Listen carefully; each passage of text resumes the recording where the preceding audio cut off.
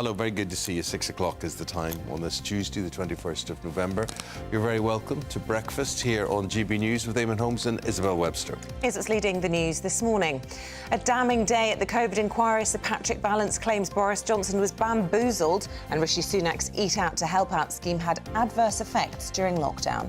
It's quite likely that had an effect on transmission. In fact, it's very difficult to see how it wouldn't have had an effect on transmission, and that would have been the advice that was given had we been asked beforehand.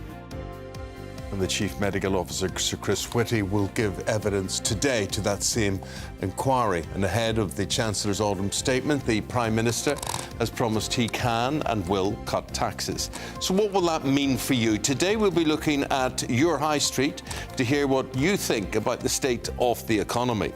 Unless they want to lose the high streets completely and whether they want to lose markets like this, which have been here for hundreds of years, unless they do something to reduce the rents for the shops, reduce the rents and the business rates, then unfortunately it's going to go.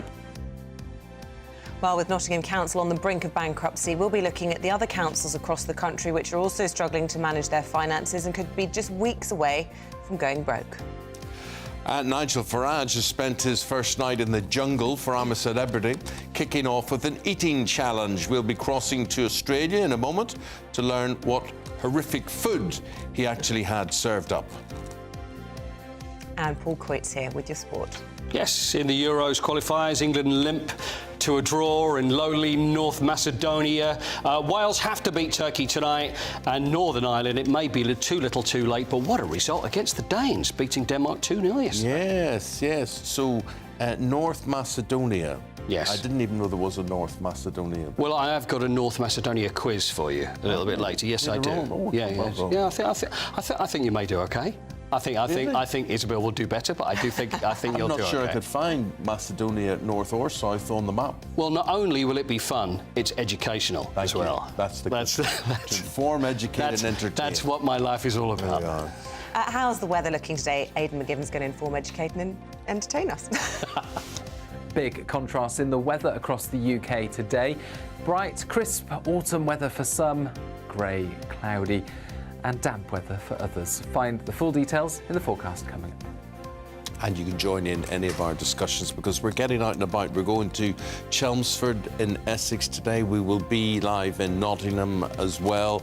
And hopefully you'll be able to tell us the state of your high street because that's one of the things we want to know about. gbviews@gbnews.com, or you can tweet at GB News and you can tell us about the COVID inquiry yesterday and Sir Chris Whitty and all his evidence that he gave, saying Boris Johnson was bamboozled, which slightly sounds as if he's intoxicated or something. Bamboozled. Bamboozled by statistics. They just think he's sort of bipolar, really, on this, but not a good CV, really, for Boris Johnson at the end of all of this. What do you think? Let us know.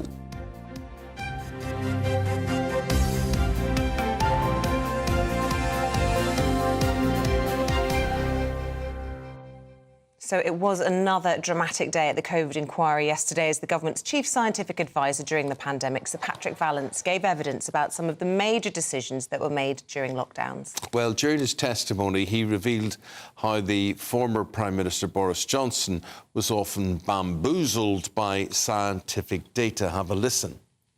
Well, I think I'm right in saying that the Prime Minister at the time gave up science when he was 15. And I think he'd be the first to admit it wasn't his forte and that he did struggle with some of the concepts and we did need to repeat them often. Certainly when I left a meeting, I would usually be persuaded that we had got him to understand what it was we were trying to say. But as one of the extracts showed that you put up there, that 6 hours later he might not have remembered what was in that presentation. And it's not just the former PM. Sir Patrick Vallance also gave testimony towards how the then Chancellor, Rishi Sunak, his Eat Out to Help Out scheme complicated the country's recovery during the pandemic and likely led to the spread of COVID. Well, I think up until that point, the message had been very clear, which is interaction between different households and people that you weren't living with in an enclosed environment with many others was a high-risk activity. that policy completely reversed it to saying, we will pay you to go into an environment with people from other households and mix in an indoor environment for periods extended over a couple of hours or more. And that is a completely opposite public health message as a result of that. Now, it's quite likely that had an effect on transmission. In fact, it's very difficult to see how it wouldn't have had an effect on transmission, and that would have been the advice that was given had we been asked beforehand. But whether that was right or wrong, it beggars belief that the politicians didn't talk to the scientists and say, we're thinking of an idea of getting people out and supporting industry again, which may well have been right. But there you heard Sir Patrick Vallance talk about how that most definitely would have led to the spread of the virus throughout all of that. But it's just fascinating to find out how the left hand doesn't tell the right hand what's going on. Absolutely, an insight into what was going on during that crisis. And the inquiry is continuing again today. More testimony, this time from Professor Chris Whitty, as Eamonn was saying, the Chief Medical Officer, set to give evidence from 10 o'clock today. So to discuss what we know so far and what we can expect, we're going to speak now to the Health and Social Affairs Editor at the Sunday Express, Lucy Johnston. Good morning to you, Lucy. One of the key lines to come out of yesterday as well was more testimony from Dominic Cummings, which we had via Sir Patrick Vallance, who was saying that Rishi Sunak had said people will die and that is OK, that he was OK with that. It doesn't paint a good picture of the now Prime Minister, does it? Well, I think that is a headline-grabbing statement. But in fact, when you really look, I mean, obviously all lives are sacred and we should preserve life. But the question is how it's about quality of life. And there are people who would prefer to have assessed their own risk and decided whether they wanted to live like that, whether they wanted to see family, whether they wanted to see children during those periods. And there are people that would question whether it's for the government to mandate that. And the inquiry itself is not going to be looking at the broader, lawyer-led inquiries are good at sort of asking what happened, but they're not so good at looking at why it happened. It's not going to look at whether lockdown was evidence-based or the evidence for it. And it's not going to look at the unquantifiable harms of lockdown because that's too hard to do. So really, there's an inherent bias in there, and it seems to be at the moment a sort of mudslinging match, and everyone's saying they're not to blame and blaming other people. And it's hard to see how we can really learn lessons for the future and look at this about whether lockdown was the best way to go, whether there was an alternative, whether it actually saved lives. It doesn't seem to be getting to the nub of those questions. But if and when another pandemic comes our way, looking to the future, someone will have to decide what is going to be different. And the thing is, Lucy, I would suggest that there would be things that they will have learnt from this inquiry that will not be repeated. Would you care to speculate on what those may be?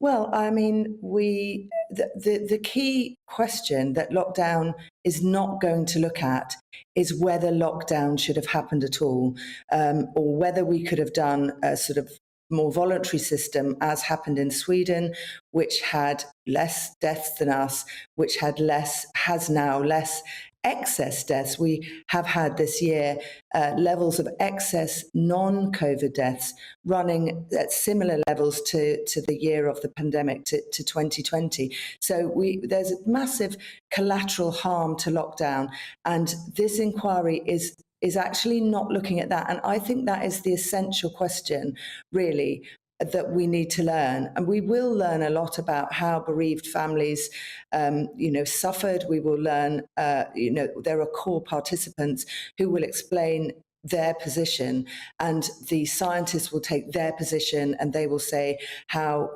they thought we should have done more often, and we should have gone harder and faster. But that doesn't really answer the key question is that what would have happened had we followed an alternative?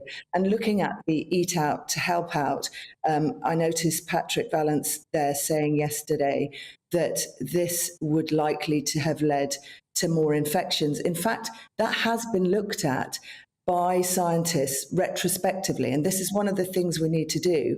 And we had similar levels of infections at that period, so it was the summer 2020, to other European countries who didn't have an Eat Out to Help Out.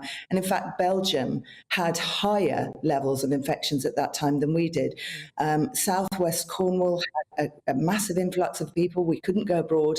I think there was 11 million people there, and their infections dropped. So what seems obvious, what seems intuitive is not necessarily, so it's not necessarily. Why doesn't someone might... like Sunak then crow about that? Why doesn't he say, look, the evidence doesn't back up that I endangered anyone? Well, you can't really say. It's about how we live our lives, isn't it? It's about what we choose to do with them. If we're saying that, children should stay in their bedrooms, obviously their education was affected, but that prolongs the whole lockdown because they're not at risk, but they are not getting exposed to the virus. So therefore, when they are not locked up, they are slowly then getting infected, so infections go up.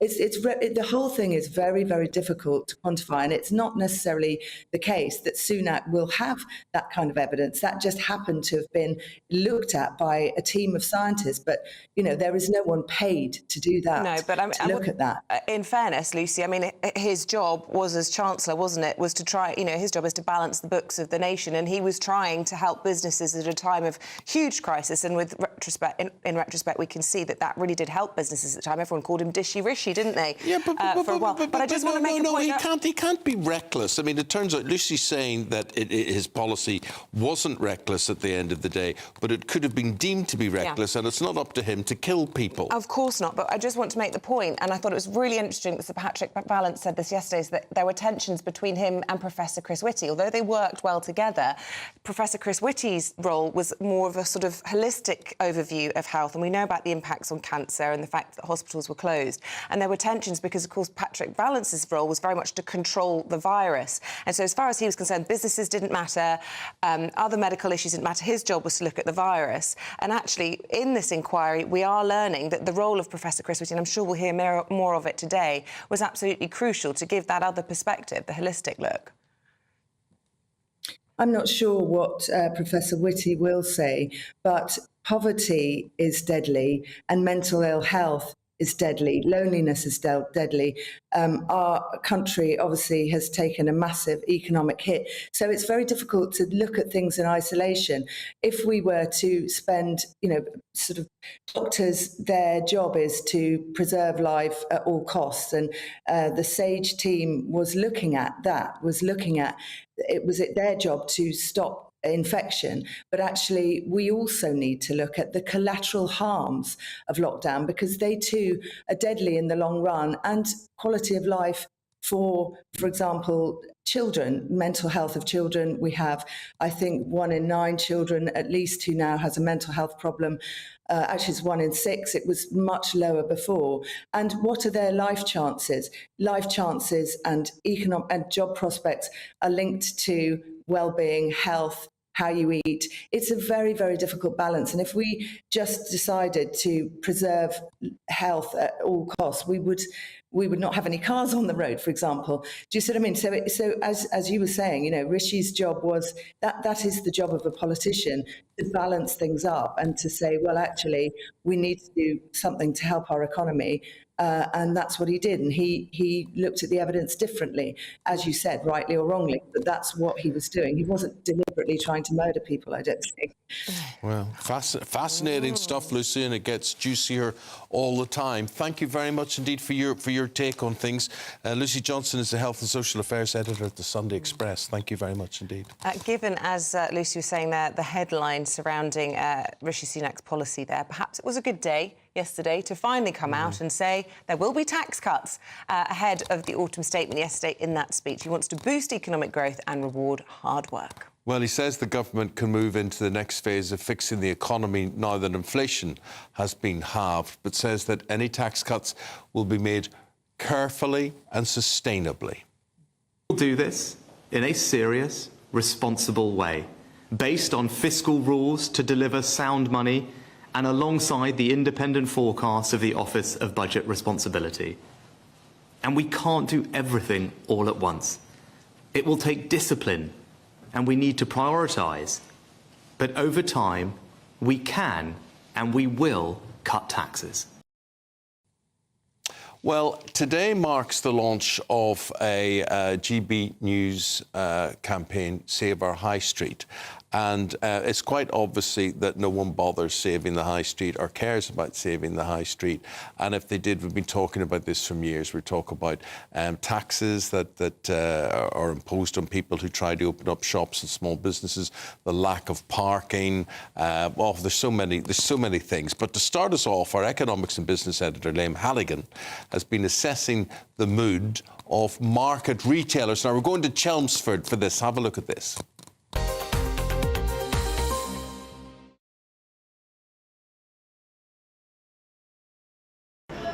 Chelmsford in Essex, proud Middle England, a good spot to assess the state of the British economy. Just 30 miles from London, though, Chelmsford is perhaps more prosperous than much of the UK. But that doesn't mean consumers and businesses here aren't struggling. A market town since the 11th century, the city of Chelmsford still has a much-loved daily market. But even here, where local families often hold stalls for generations, struggling shoppers are using the high street less. Handley's has been in this market nearly 60 years, selling fabrics, sewing accessories and other haberdashery. Christopher Handley, son of the founders, says this cost of living crisis has hit sales. I think the average person, certainly people that are working class and lower middle class that do a lot of shopping in the town, but not only the market, are finding it very difficult. You know, they're finding it difficult to heat their homes and buy the food that they need, and you know the interest rates are crazy, so mortgage repayments are extremely high. So people have got less money to spend on the high street and in markets themselves. Handley's has lost trade to online suppliers for years, and since lockdown there are fewer workers in local offices, which means fewer shoppers. Christopher says retailers need help in tomorrow's autumn statement. Unless they want to lose the high streets completely, and whether they want to lose markets like this, which have been here for hundreds of years, unless they do something to reduce the rents for the shops, reduce the rents and the business rates, then unfortunately it's going to go, because there are less people shopping in the high streets. And I think the rents and rates need to reflect realistically what people can afford to pay. On the other side of Chelmsford Market, Jeannie Cole runs Previously Enjoyed, her vintage gift stall. Having served Chelmsford's finest for almost 30 years, Jeannie highlights the human value of in-person retailing. They come back time and time again, you know, to sort of, they want a piece of glass or some jewellery, and they know where to come. And you end up getting to know them really well, and that's what's lost, really. They go into some of the big shops and they don't know what they're buying, they need directing. Calling for tomorrow's autumn statement to ease the pressure on retailers, Jeannie speaks for many in Chelmsford Market. Everywhere you go, there's so many empty shops, and it's all become too expensive for a lot of the retailers. If you get retailers in the town, then we get them into here. We get the bounce off from the customers. So they ought to do more for the shops in the towns. But despite the threat of online and economic downturn, this stallholder says the magic of in-person shopping will somehow survive. Is the Great British High Street under threat, Jeannie? Are we at danger of losing something special here? It could, but I don't think it will, because I don't think the British people let it happen. You like that? Liam Halligan, GB News, Chelmsford. Thanks, Liam. Later on today, we will be in Nottingham to get reaction there as well. Let's go to the political editor of HuffPost UK, Kevin Schofield, with all of this.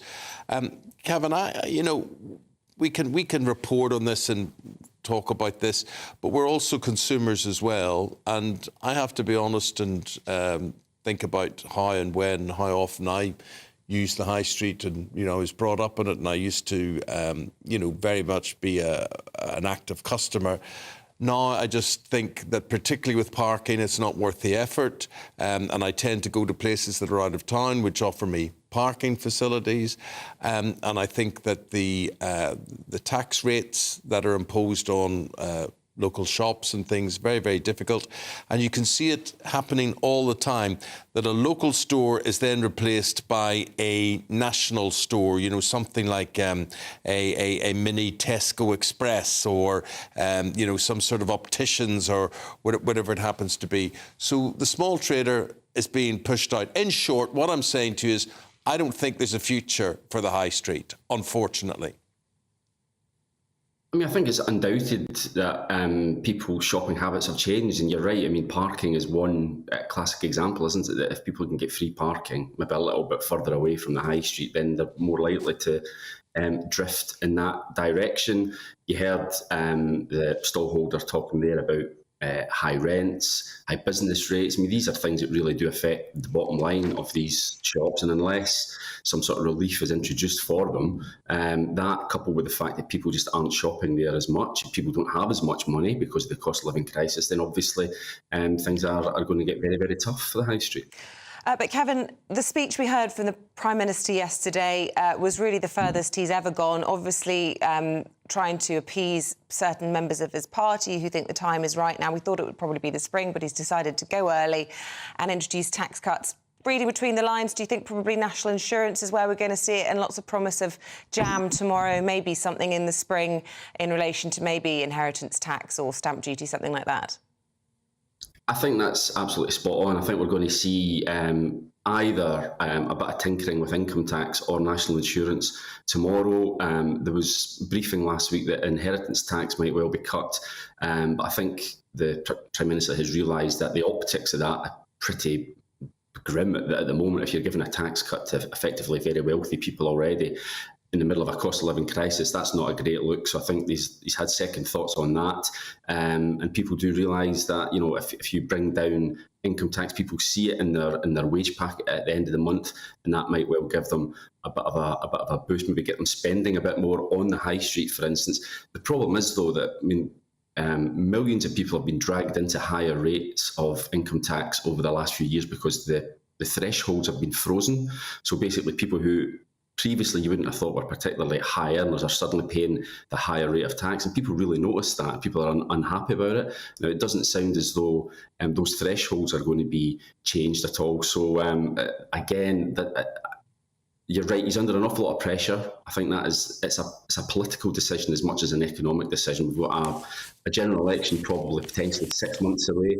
And Tory MPs are desperate to see tax cuts. They think they can sell that on the doorstep and perhaps turn around the polling, which at the moment still suggests that Labour are on course to win the next general election. Do you think it'll work? Do you think it'll produce not only growth but make people feel better, more warmly towards the party that's supposed to be the one that, you know, offers low taxes?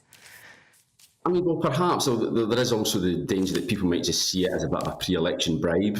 John Major tried something similar in the run-up to the 1997 election. The economy was much healthier then, actually, than it is now. It could afford tax cuts more, and people just decided that they'd had enough of the Conservative Party at that time.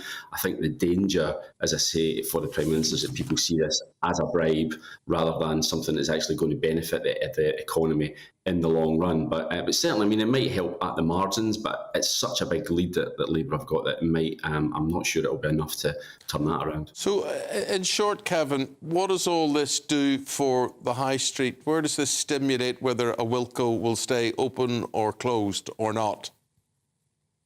Well, I mean, if people are going to have a little bit more money in their pay packets, their take-home pay at the end of the month, then certainly the Prime Minister and the Chancellor will hope that they're more likely to go to the high street and spend it on shops, and that will obviously generate some sort of economic benefit. But when you're talking about maybe just a few quid here and there, it's probably not going to make a massive difference, not least because people's mortgages have gone up by much more than that.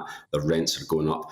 And obviously we're in winter now, so people's gas and electricity bills will be going up as well as they're trying to heat their homes. Yeah. Good man. Kevin, thanks very much indeed. Kevin's the political editor at HuffPost UK. Cheers, mate. Thank you.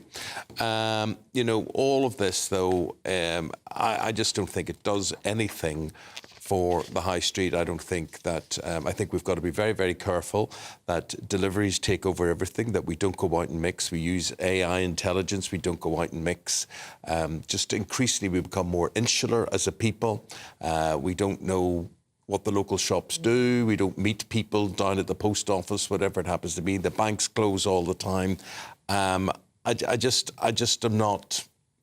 I just don't see it. Not optimistic. Optimistic about is the the high word, street. Well, Isabel. we've got our campaign and we'll do whatever we can to try and save our high street. And let us know what you think and if your high street is doing something that's working. I have to say, I do love a haberdashery stall in a market, you know, where Liam was chatting to somebody there, and all the ribbons and the buttons. I don't know, it just goes back to childhood. It's just something so enticing. It would be so sad to lose all of those hundreds of years of history, kind of like the fabric. Just of somebody Britain. do something about it. Get some parking spaces put into the high street. Knock buildings down and create car parks. Have parking facilitators as opposed to parking wardens that penalise you. Have people saying, Mr. Holmes, you can have 15 minutes in that slot over there, go and park over there, but you've got to be out of it in 15 minutes. The fact that it make a big difference whether you called into your local butchers, bakers or candlestick makers with all of that one. So now we're going to talk about from broken high streets to broken councils. Yeah, in every corner of the country, they are struggling to manage their finances, and a few could be just days away now from effectively going bankrupt.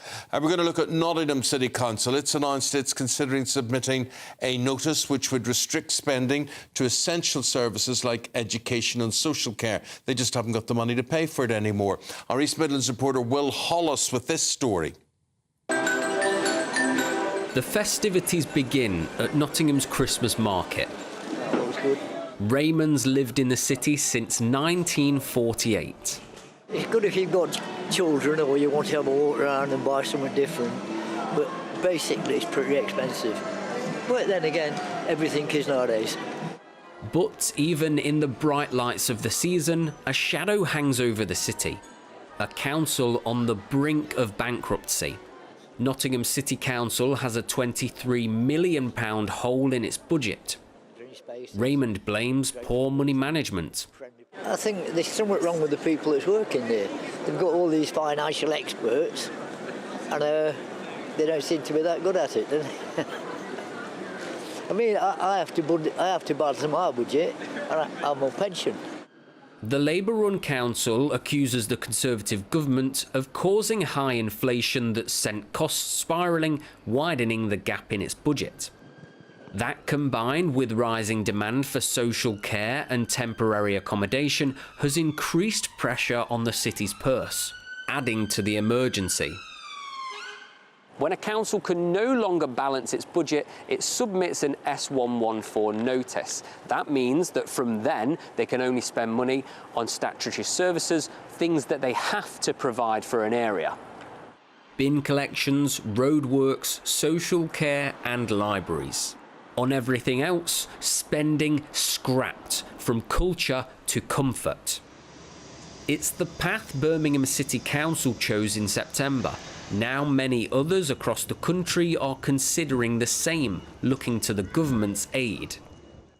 The Department for Levelling Up said, "We have made an extra £5.1 billion available to local authorities, with almost £60 billion available for the sector, up 9.4% on cash terms on 2022/2023.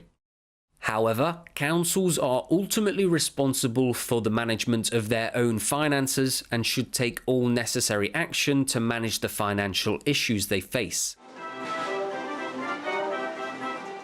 Councils clinging on, but for how long, when others have already run out of time? Will Hollis, GB News in Nottingham. Running out of time, how can you run into time? If you've got an answer, a solution, what councils should be doing? What can be done to save them? Let us know. The time's fast approaching 6:30. You're tuned into Breakfast on GB News with Eamonn, Holmes and Isabel Webster. And here's a reminder of our top stories this morning. The Chief Medical Officer, Sir Chris Whitty, will today give evidence at the COVID inquiry after a damning testimony yesterday from that man, Sir Patrick Vallance, who claimed Boris Johnson was bamboozled and Rishi Sunak's Eat Out to Help Out scheme had adverse effects. It's quite likely that had an effect on transmission. In fact, it's very difficult to see how it wouldn't have had an effect on transmission, and that would have been the advice that was given had we been asked beforehand. With Nottingham Council on the brink of bankruptcy, we'll continue looking at the councils across the country which are struggling to manage their finances and could also be just weeks away from going broke.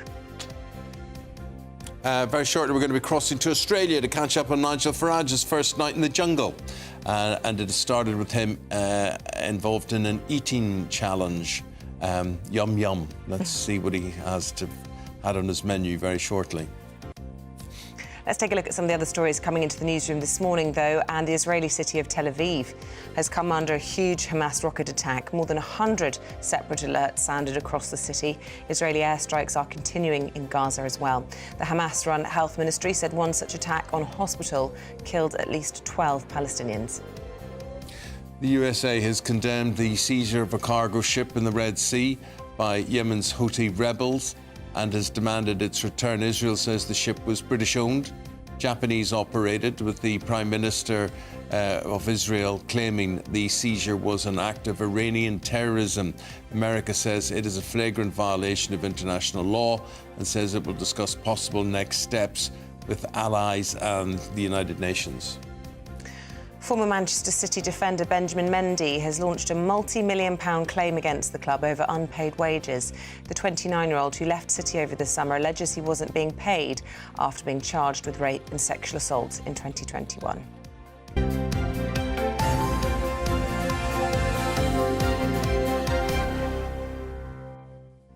Do you like Quattro Formaggio pizzas? No. No. That's full of cheese, isn't Well, it? what about a Quattro Formaggio of sheep, bull, pig and crocodile penis? That's what Nigel Farage had to eat last night, and he did really well. Did really well. We're going to have all the details on what he's been up to in the jungle. It's his first night now. He's survived that. We'll have all the details on Bush Tucker trials and the rest after this.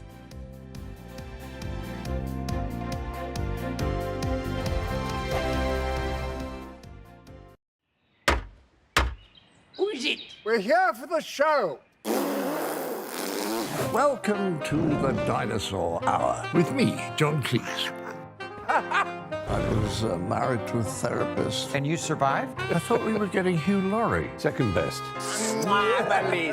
You interviewed Saddam Hussein. What's that like? I was terrified. I'm playing strip poker with these three. Oh! No, thank you. My CDs need to be put in alphabetical order. Are you going to be problematic again?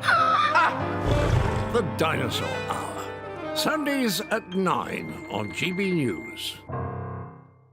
Tired of the usual focus-tested, pre-prepared Westminster runaround? Well, so am I. So you want higher taxes? Is your department to blame for this? Are you rethinking this policy? Every Sunday at 9:30, I'll be sitting down with those in power to get the truth about the issues affecting you. Let's be honest, we've known about the cost pressures of this project for years, not months. That's the Camilla Tominey Show, a politics show with personality. On GB News, the People's Channel, Britain's news channel. I think the most exciting bit for me is talking to people. People who I think are ignored often by the major news channels. We're going to give news they want to hear. There's a voice there that needs to be heard. I think there's a chance here for a diversity of opinion to be expressed, which you don't find elsewhere. It's really exciting. We don't hold back. We're free to say how decisions that are taken here affect us all around the country. Only on GB News, the People's Channel, Britain's news channel.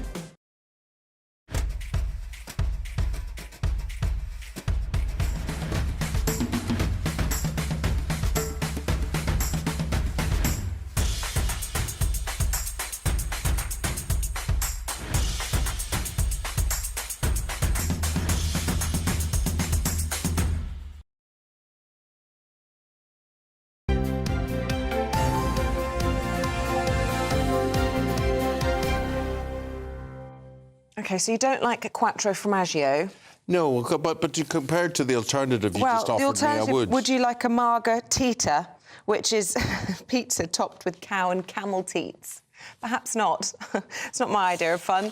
Is it Nigel's idea of fun? Let's ask Ben Leo. He's our reporter on the Gold Coast with everything I'm a celebrity for. Sounds like hell on earth to me. How did Nigel fare? Yeah, it was disgusting. And bearing in mind people are eating their cornflakes this morning, I'm going to read his menu from last night. So this was the Jungle Pizzeria Challenge that Nigel undertook with YouTuber Nella Rose. So the menu was camel udder, sheep udder, cow's teat, sheep, goat and chicken feet, camel behind, and how best to say this, a crocodile's reproductive organ. If you're eating your breakfast, turn away now, but here's the package from last night's clip of the Jungle Pizzeria. That's it. Go on, Nige. You can do this. You're smashing it. You're doing so good, so good. Yeah, just get it all on there. You're doing so good. I'm afraid you got gonna have to quite a bit to try and tidy up that plate a bit. Very good. I'm proud of us. We did very well. Apologies if that's put you off your porridge or your cornflakes. Interestingly, Nigel wasn't voted to do tonight's next challenge. Nella Rose will do that. But it seems like he's got his hands full anyway. It only took 48 hours and he's already been confronted about Brexit. First of all by First State's match Fred Siriex, who's a French citizen living in the UK and obviously working in the UK. Fred accused Nigel, who's a staunch Remainer, by the way, of demonising migrants. Nigel snapped back by calling him daft, and this is some of the best bits of their debate in camp from last night. The thing is the intolerance that came because Brexit was about immigration. And I remember your poster, Yeah, which I thought it was shameful what you did, Nigel. Sadly, it was absolutely true. What was the poster, sorry? Can I just cut in? Can you educate It was us a little bit more, poster please? just showing mass young men moving illegally across borders. But it was about demonising migrants. And saying that was wrong. No, it wasn't. Maybe in your view it was, but it wasn't. But it's not only just my view.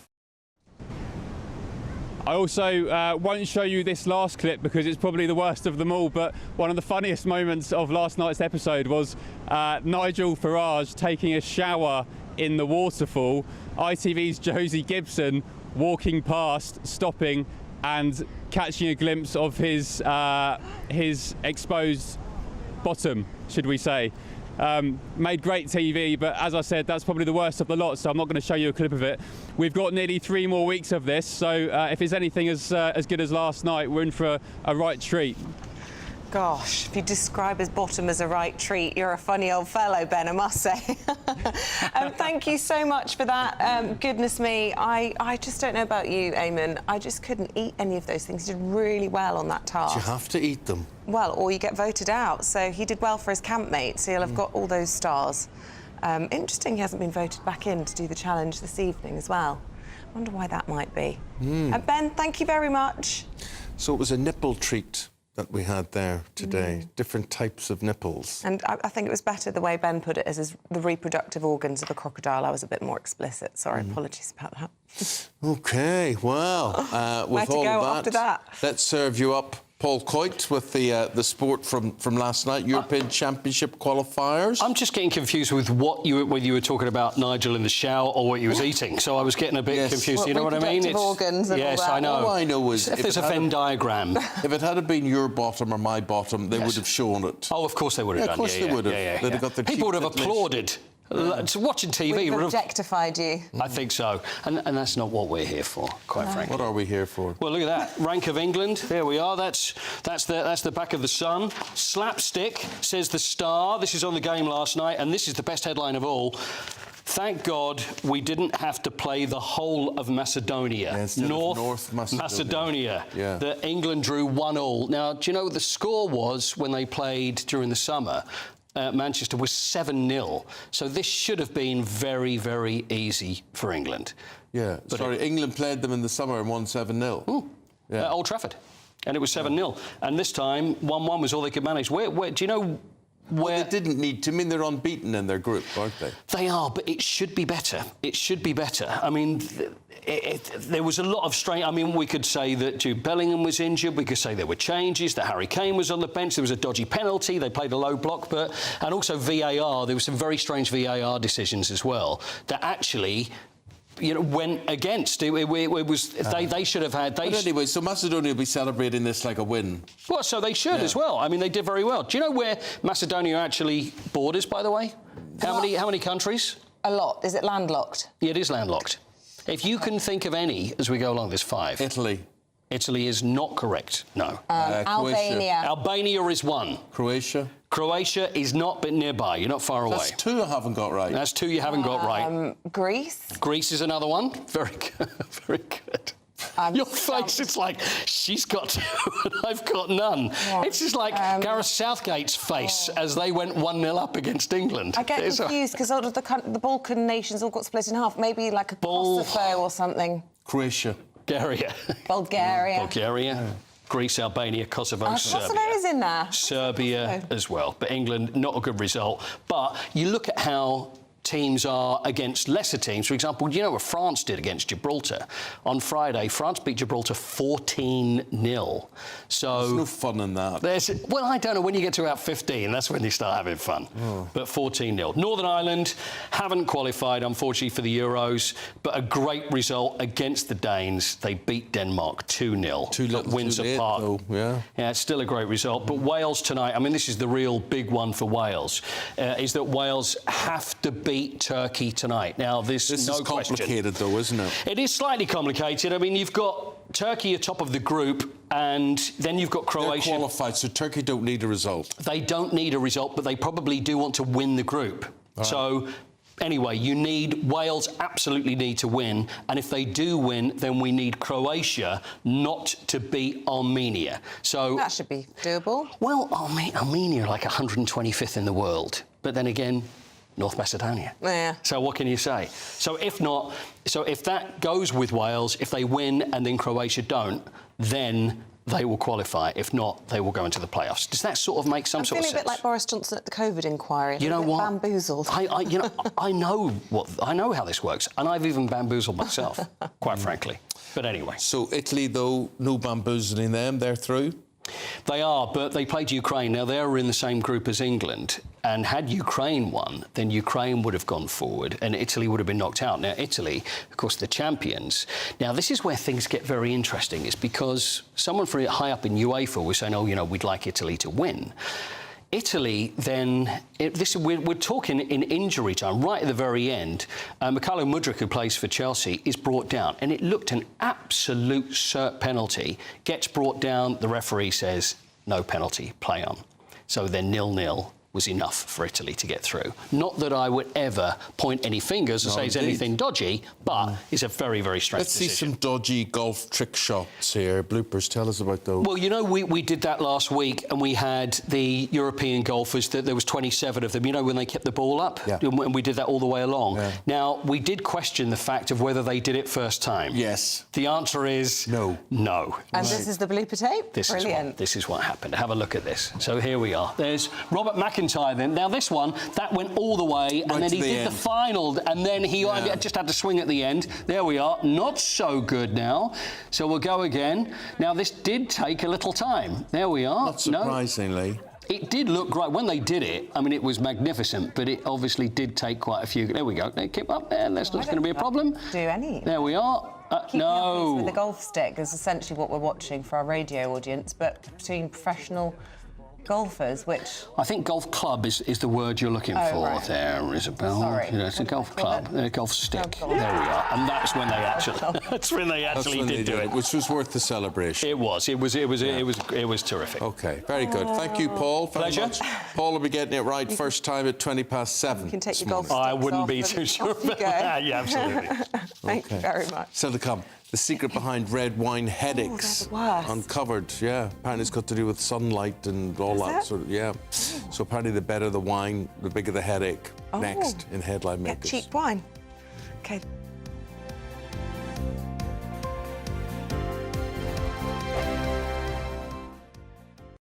I'm Michelle Dewberry, and I'm not here to tell you what to think. I'd much rather hear what you have to say. So, send in your opinions to gbviews@gbnews.com. Keep them clean, and you never know, I might read them out. With my panel here on Jubes & Co, we debate, we get stuck into the issues of the day on a show where all views are welcome, especially yours. GB News, the People's Channel, Britain's news channel. I think the most exciting bit for me is talking to people. People who I think are ignored often by the major news channels. We're going to give news they want to hear. There's a voice there that needs to be heard. I think there's a chance here for a diversity of opinion to be expressed, which you don't find elsewhere. It's really exciting. We don't hold back. We're free to say how decisions that are taken here affect us all around the country. Only on GB News, the People's Channel, Britain's news channel.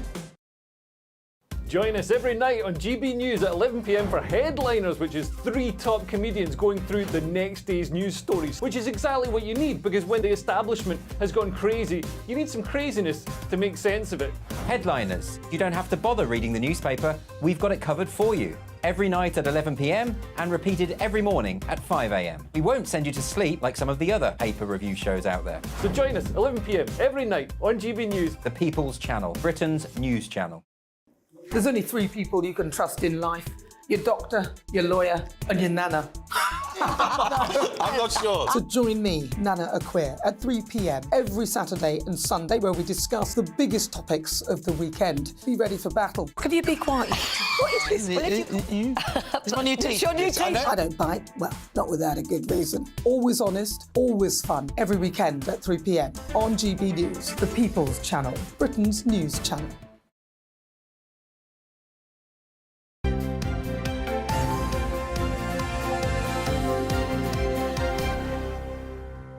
What's in the papers and everything else making the news today? For headline makers, we've got Freddie Gray and we've got Scarlett Maguire. Very good to see you both. And, you know, we want to start into these whole stories that are being reported today following Sir Patrick Vallance's appearance before the COVID inquiry yesterday. So we find out a number of things. We find out Sunak could have poisoned the whole country with his Eat Out to Help Out scheme, and that Boris Johnson is a complete bipolar buffoon, basically incapable of understanding any facts that goes in front of him. Freddie, let's begin with you. Well, the COVID inquiry drags on and on and on. I think Sunak let people die is a little bit unfair. Well, he didn't consult the medical people before he Eat Out or whatever they did out. Yes, I think Eat Out to Help Out is being proven as the years go on. We'll find out more and more what a bad idea it was, both economically and in terms of controlling COVID. But I think Patrick Vallance, his testimony yesterday was not particularly surprising, dare I say it. I think what's odd about this whole inquiry is you have the inquiry talking about the whole business as though the worst part about COVID was the deaths, which of course it was. But a major part of it ought to be how we stop it happening again, and that is not being addressed. And whether is that lockdown... not Baroness Hallett's role at the end? So she hears everyone's kind of testimony of what happened, yes, and she goes away and kind of redacts it into a kind of... this is in my head what the whole purpose is, and yes, she kind of looks at what the lessons to be learned are. Well, yes, although you'd think she'd need some more sort of, advice on what could have happened and not, just going What over... did happen. Or just sort of talking about what an idiot Boris Johnson is. I mean, yes, he probably was not the ideal Prime Minister for a pandemic. I think that's fair to say. But, this sort of endless petty bickering about Boris... and, what is a petty bickering if he's an idiot? I mean, we hear these things from the Windsor framework, whatever, as well, that he has no handle on detail. Yes. More and more, every time I talk to government ministers and whatever, privately, they say he's got the concentration of a gnat, basically. Well, OK, so future pandemic preparing, rule number 1, don't have Boris Johnson as Prime Minister. Yeah. But there won't be another Boris Johnson as Prime Minister, unless he makes a comeback, of course, and there's another pandemic at the same time. But I mean, we have to get rid of him. Well, we'll see. But the point is clearly that people like being rude about Boris Johnson. We've had a lot of fun being rude about Boris Johnson, rowing about Boris Johnson for years. But it's over now. And we're still talking about it. We're going to start talking about Partygate soon in relation to the COVID inquiry. And that's going to be incredibly boring because we've been through Partygate. And people don't care anymore as much as they did. And you're absolutely right, because there are two things that are not being dealt with at all. So there's a whole thing about let them die, right? They're old people, it doesn't matter. These are the words of Dominic Cummings reported in the diary of Sir Patrick Vallance, so it's sort of third-hand... Yes.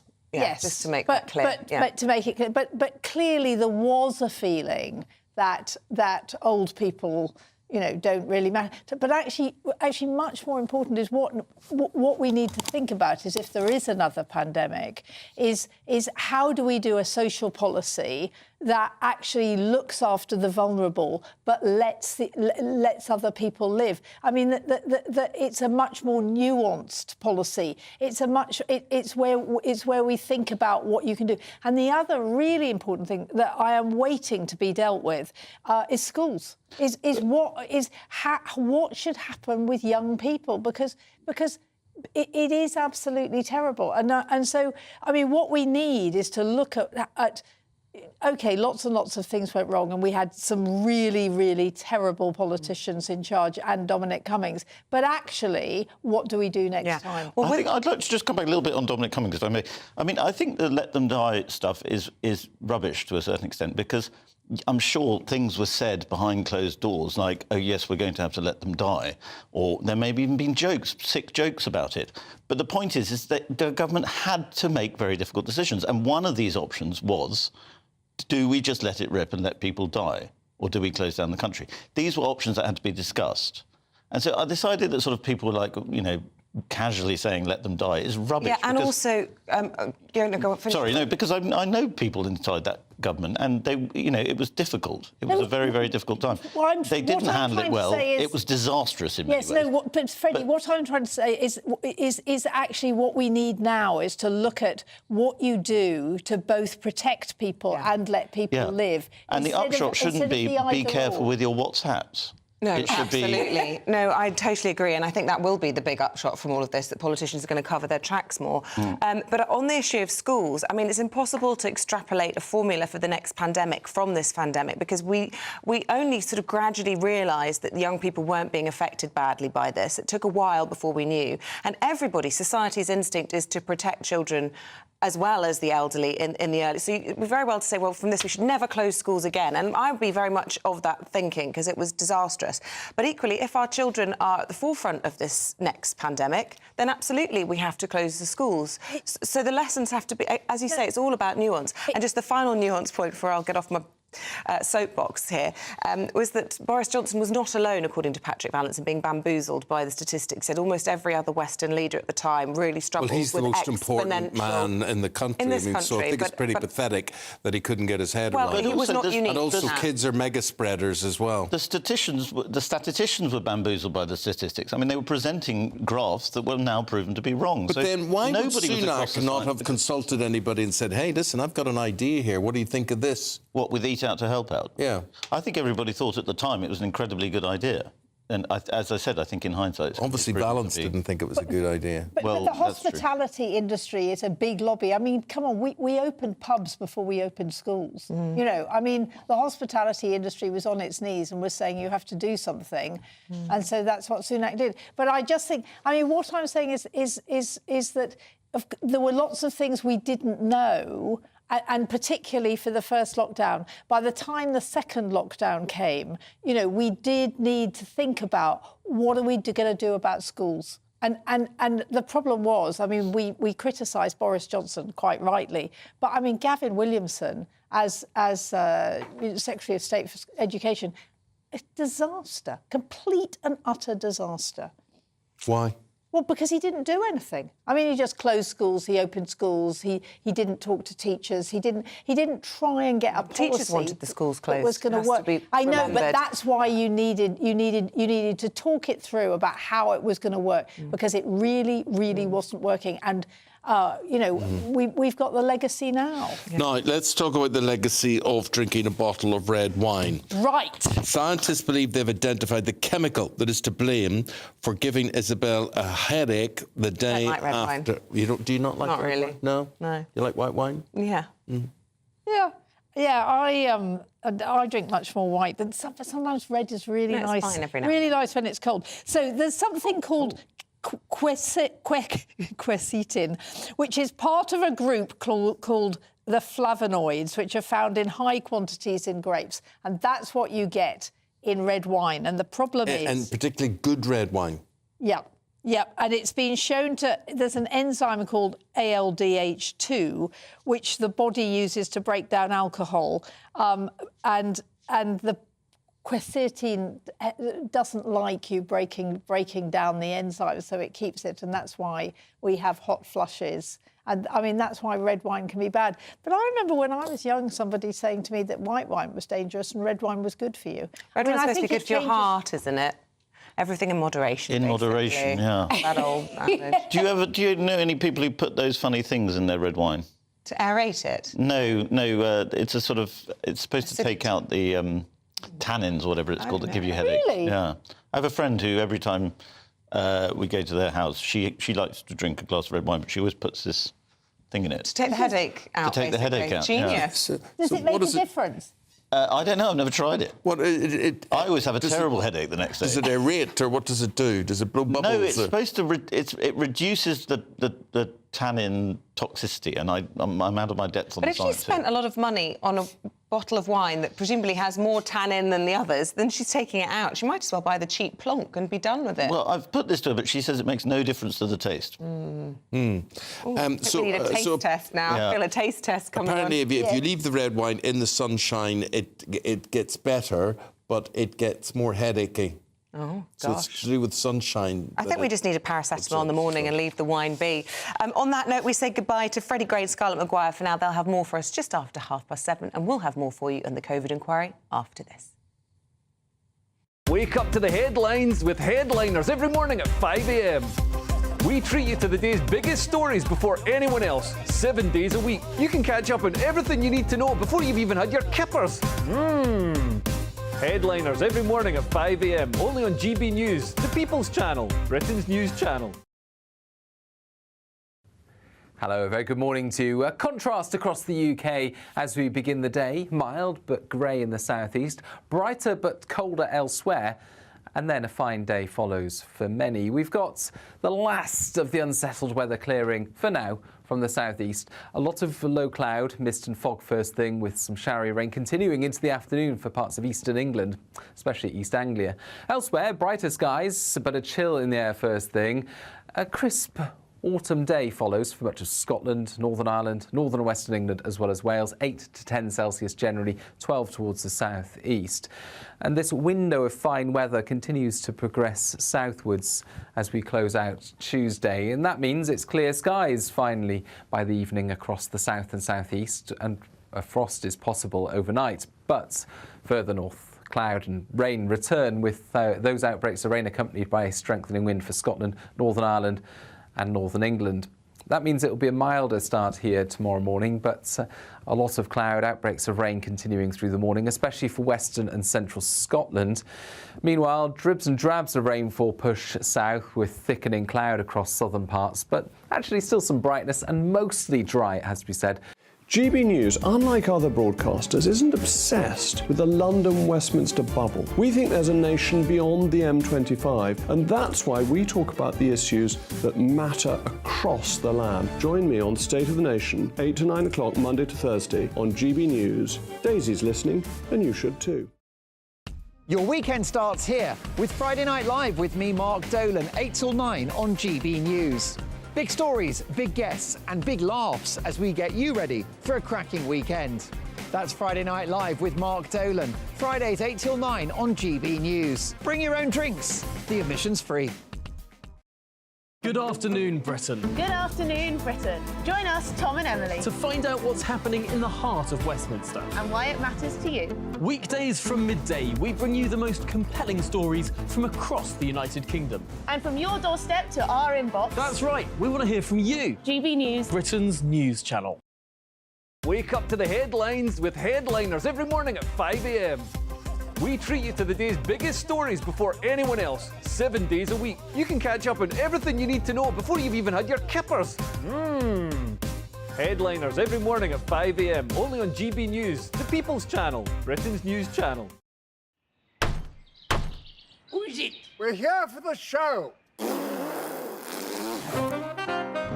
More energy this time! Welcome to the Dinosaur Hour. I was married to a therapist. And you survived? I thought we were getting Hugh Laurie. Second best.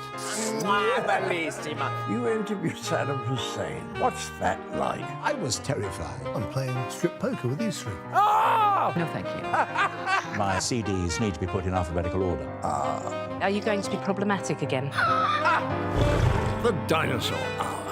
Sundays at 9 on GB News.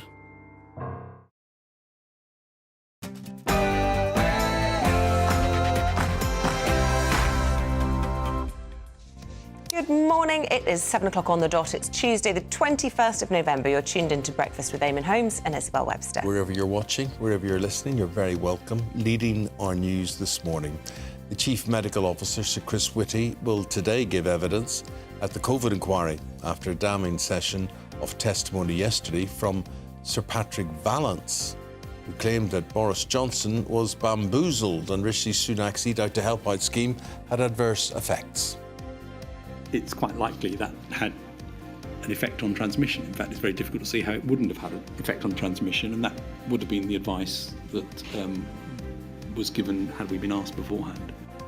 On the eve of the Chancellor's autumn statement, the Prime Minister has promised he can and he will cut taxes. So what will that mean for you?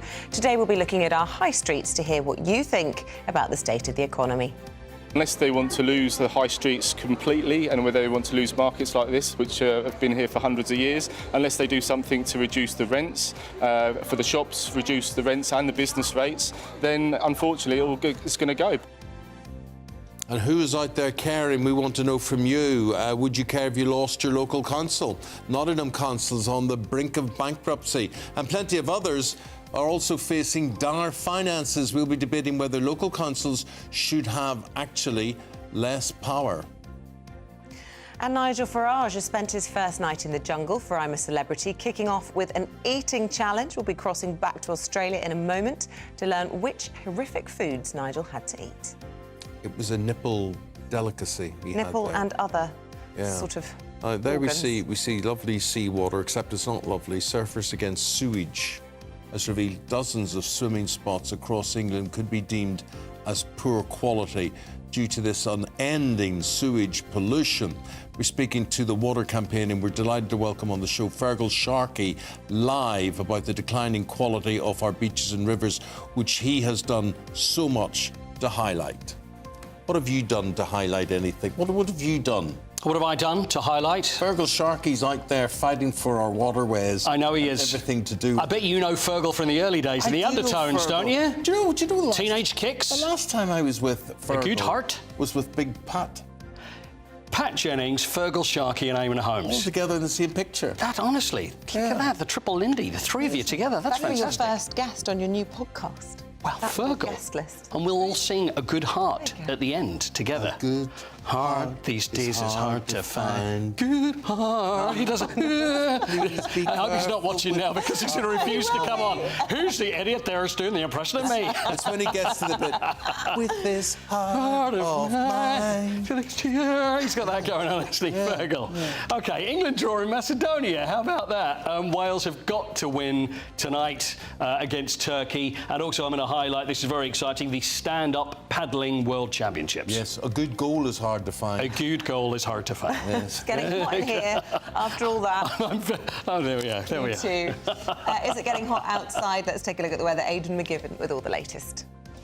Big contrast in the weather across the UK today. Bright, crisp autumn weather for some, grey, cloudy and damp weather for others. Find the full details in the forecast coming up. Now, look, let us know that you're out there listening, that you're out there watching. Get in touch with us, gbviews@gbnews.com, or you can tweet at GBNews.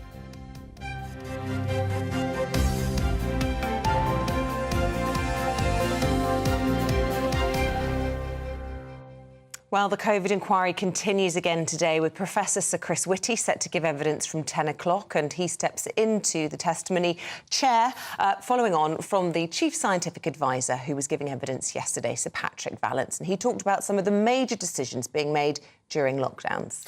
During his testimony, he revealed how the former Prime Minister Boris Johnson was often bamboozled by scientific data. Well, I think I'm right in saying that the Prime Minister at the time gave up science when he was 15. And I think he'd be the first to admit it wasn't his forte, and that he did struggle with some of the concepts, and we did need to repeat them often. Certainly when I left a meeting, I would usually be persuaded that we had got him to understand what it was we were trying to say. But as one of the extracts showed, that you put up there, that 6 hours later he might not have remembered what was in that presentation. Well, Sir Patrick Vallance also gave testimony as to how then Chancellor Rishi Sunak's Eat Out to Help Out scheme complicated the country's recovery during the pandemic and likely led to the spread or the further spread of the virus. Well, I think up until that point, the message had been very clear, which is interaction between different households and people that you weren't living with in an enclosed environment with many others was a high-risk activity. That policy completely reversed it to saying, we will pay you to go into an environment with people from other households and mix in an indoor environment for periods extended over a couple of hours or more. And that is a completely opposite public health message as a result of that. Now, it's quite likely that had an effect on transmission. In fact, it's very difficult to see how it wouldn't have had an effect on transmission, and that would have been the advice that was given had we been asked beforehand. Well, joining us now is the Health and Social Affairs Editor at the Sunday Express, Lucy Johnson. Welcome back, Lucy. What for you stood out yesterday from that testimony? I mean, we can easily get caught up in all the political headlines, but if we're just to keep our eyes focused on what the lessons to be learned are, it's important to hear what the Chief Scientific Officer had to say. What stood out amongst all of it? Well, I think crucially, there just seems to be a blame game going on. And what stands out is that Patrick Vallance is shifting responsibility onto Boris and saying Boris was bamboozled by the science.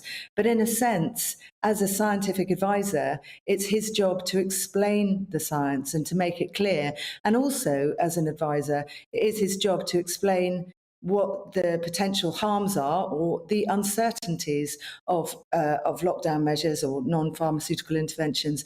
And so if Boris and other politicians were bamboozled, then perhaps you could say, well, that's a failing of their ability to explain things. And we do know that some of the things that the SAGE advisors, some of the modelling that was used was then retrospectively looked at and seen to be wrong by other scientists. So it's not as simple as, well, Boris didn't understand and, we were trying our best and we were doing it all right. And, it's not binary, I don't think. So to hear that Sir Patrick Vallance wasn't told before the Eat Out to Help Out policy was announced to the nation, given that he would have a view on what that would mean for the virus. Yeah, I missed a little bit of what you said there, but I think I've picked up. The Eat Out to Help Out scheme is something that a politician should be able to decide to do. So it was the job of SAGE, or SAGE made it its job to prevent transmission, to stop viral spread. It is the job of the politician to try and balance the harms and the risks of viral spread. And those harms, as we know now, to the economy, to the mental health of children, to children's education, unquantifiable. But how can you balance that, Lucy? This Eat Out to Help Out. Yeah, just to ask you about how can the politician balance that decision if they haven't taken the advice of the Chief Scientific Officer, is my point. How can they make an informed decision? I didn't hear what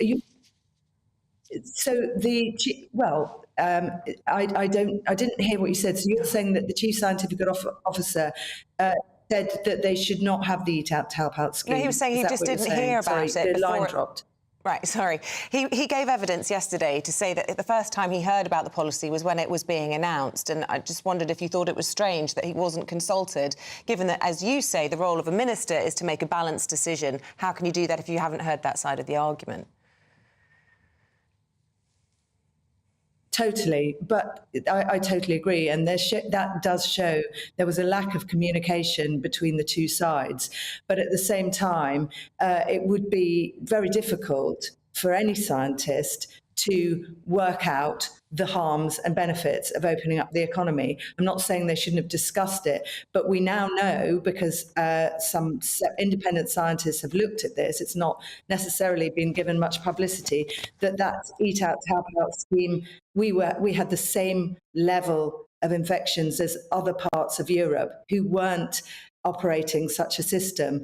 And in places where we had a lot of influx of people, like Cornwall, 11 million people were there, we couldn't go abroad, we had a fall in infections. So it's not necessarily the case that this scheme led to more deaths or even more infections. We locked down hard, in some countries locked down hard, some had voluntary systems. There's no clear picture about lockdowns, and that is the key question that this inquiry should be asking, and I don't think it is it's basing the whole thing on an assumption that lockdowns save lives, we should go harder, faster, earlier, but and looking at not looking at the concept of lockdown. So the question is the execution, but not the concept itself, whether it worked. And that is not being examined and probably won't be. No, it'll be interesting to see what evidence Professor Sir Chris Whitty gives today, because we got a hint yesterday that there was some tension with Patrick Vallance, wasn't there, because he had a more holistic role looking at the other implications on health of lockdowns. So that evidence starts from 10 o'clock. Lucy, thanks very much for talking to us this morning. Remember, we've got Fergal Sharkey, the singer and the activist who campaigns for cleaner water around this country in rivers and in seas, coming up after this. The Prime Minister has promised to cut taxes ahead of the autumn statement tomorrow to boost economic growth and reward what he says is hard work. Well, Rishi Sunak says the government can move into what he calls the next phase of fixing the economy now that inflation's been halved, but says any tax cuts will be made, in his words, carefully and sustainably. We'll do this in a serious, responsible way, based on fiscal rules to deliver sound money and alongside the independent forecasts of the Office of Budget Responsibility. And we can't do everything all at once. It will take discipline and we need to prioritise. But over time, we can and we will cut taxes. Well, today marks the launch of GB News' Save Our High Street series. To start us off, our economics and business editor Liam Halligan has been assessing the mood of market retailers in Chelmsford.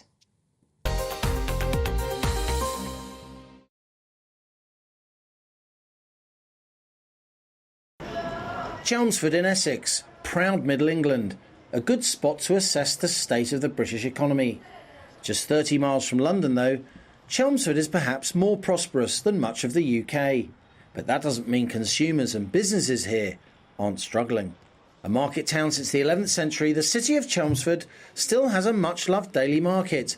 But even here, where local families often hold stalls for generations, struggling shoppers are using the high street less. Handley's has been in this market nearly 60 years, selling fabrics, sewing accessories and other haberdashery. Christopher Handley, son of the founders, says this cost of living crisis has hit sales. I think the average person, certainly people that are working class and lower middle class that do a lot of shopping in the town, but not only the market, are finding it very difficult. They're finding it difficult to heat their homes and buy the food that they need, and the interest rates are crazy, so the mortgage repayments are extremely high, so people have got less money to spend on the high street and in markets themselves. Handley's has lost trade to online suppliers for years. And since lockdown, there are fewer workers in local offices, which means fewer shoppers. Christopher says retailers need help in tomorrow's autumn statement. Unless they want to lose the high streets completely, and whether they want to lose markets like this, which have been here for hundreds of years, unless they do something to reduce the rents for the shops, reduce the rents and the business rates, then unfortunately it's going to go, because there are less people shopping in the high streets, and I think the rents and rates need to reflect realistically what people can afford to pay. On the other side of Chelmsford Market, Jeannie Cole runs Previously Enjoyed, her vintage gift stall. Having served Chelmsford's finest for almost 30 years, Jeannie highlights the human value of in-person retailing. They come back time and time again, you know, to sort of, they want a piece of glass or some jewellery, and they know where to come. And you end up getting to know them really well, and that's what's lost, really. They go into some of the big shops and they don't know what they're buying, they need directing.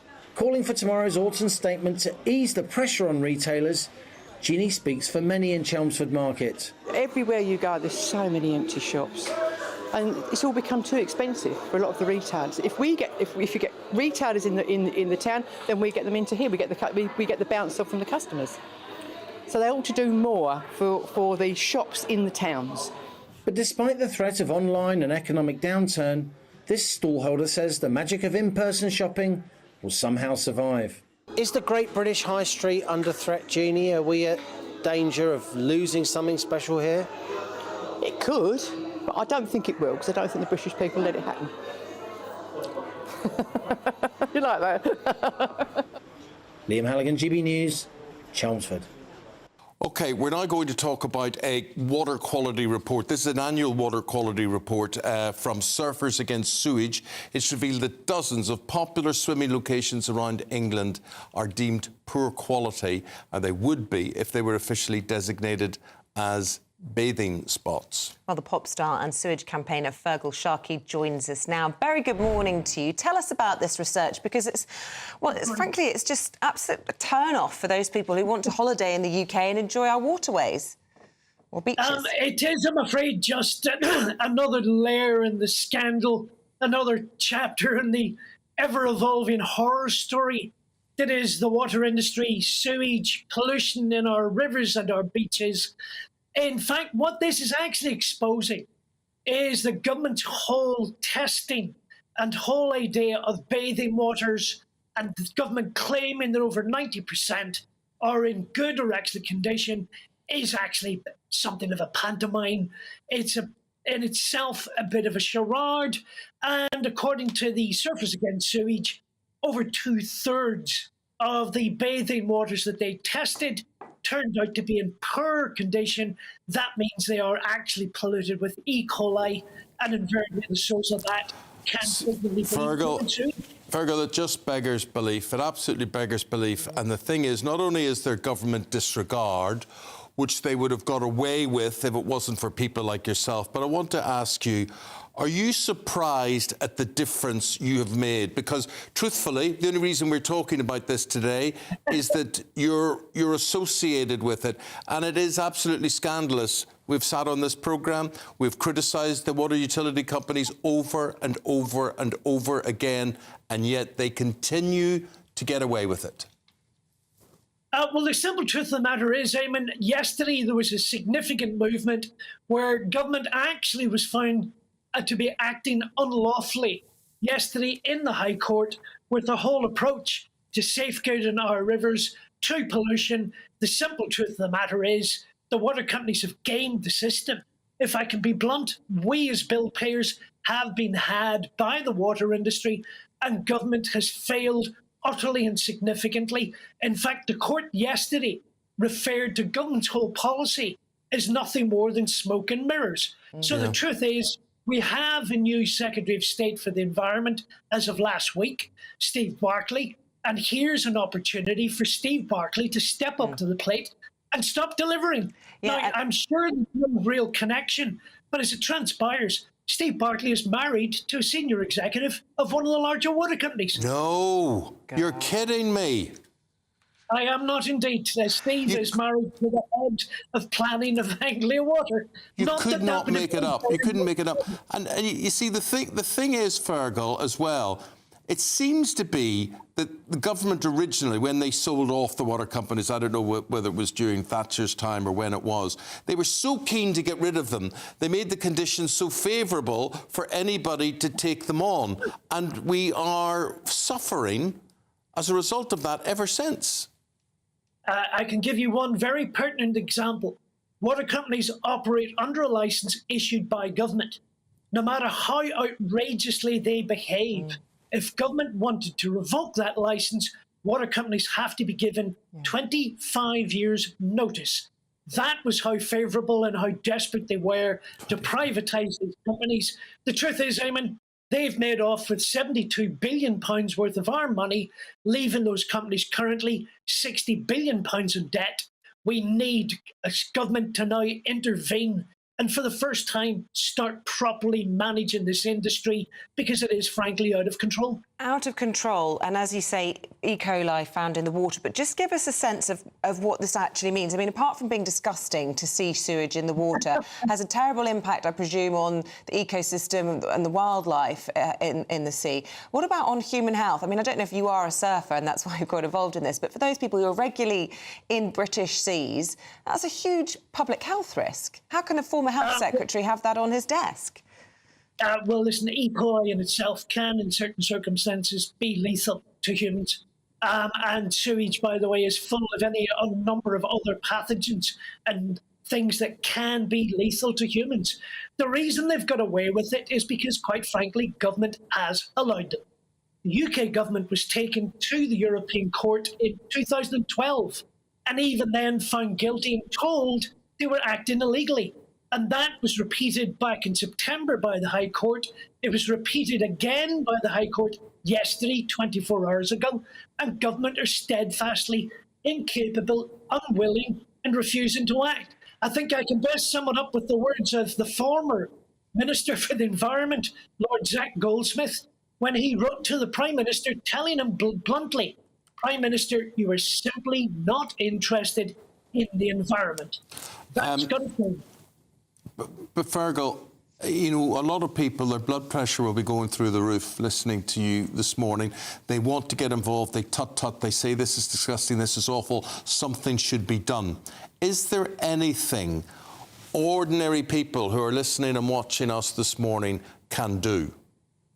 Oh, listen, absolutely. The first thing you can do right now is send an email, contact your local MP, tell them that your local river is being contaminated by sewage, that the High Court ruled yesterday the government's plan was smokescreen and mirrors, they're acting unlawfully, and demand that your local MP does something about it. And if they're not prepared to act, remind them there will be an election in 12 months' time, and some of us will not forget what has happened. Good idea. Good way of thinking about it. Can I just ask, I think you dodged the question. I did sort of hint at, are you a surfer? What got you involved in this campaign?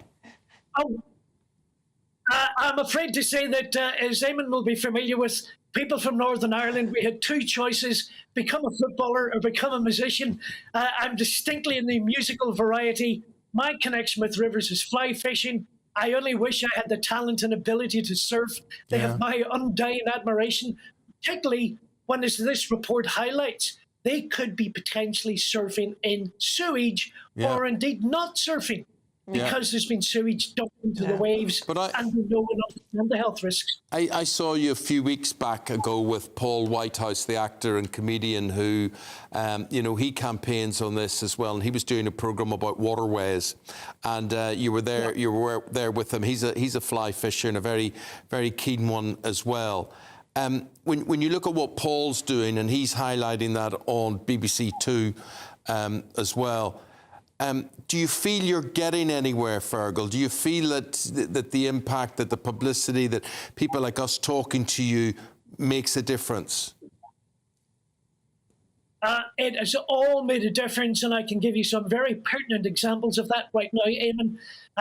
One of the last sets of election polling data just over a month ago by a large national Sunday newspaper, 56% of voters say the sewage scandal is now going to influence how they vote at the next election, and 69% of voters want water companies renationalised.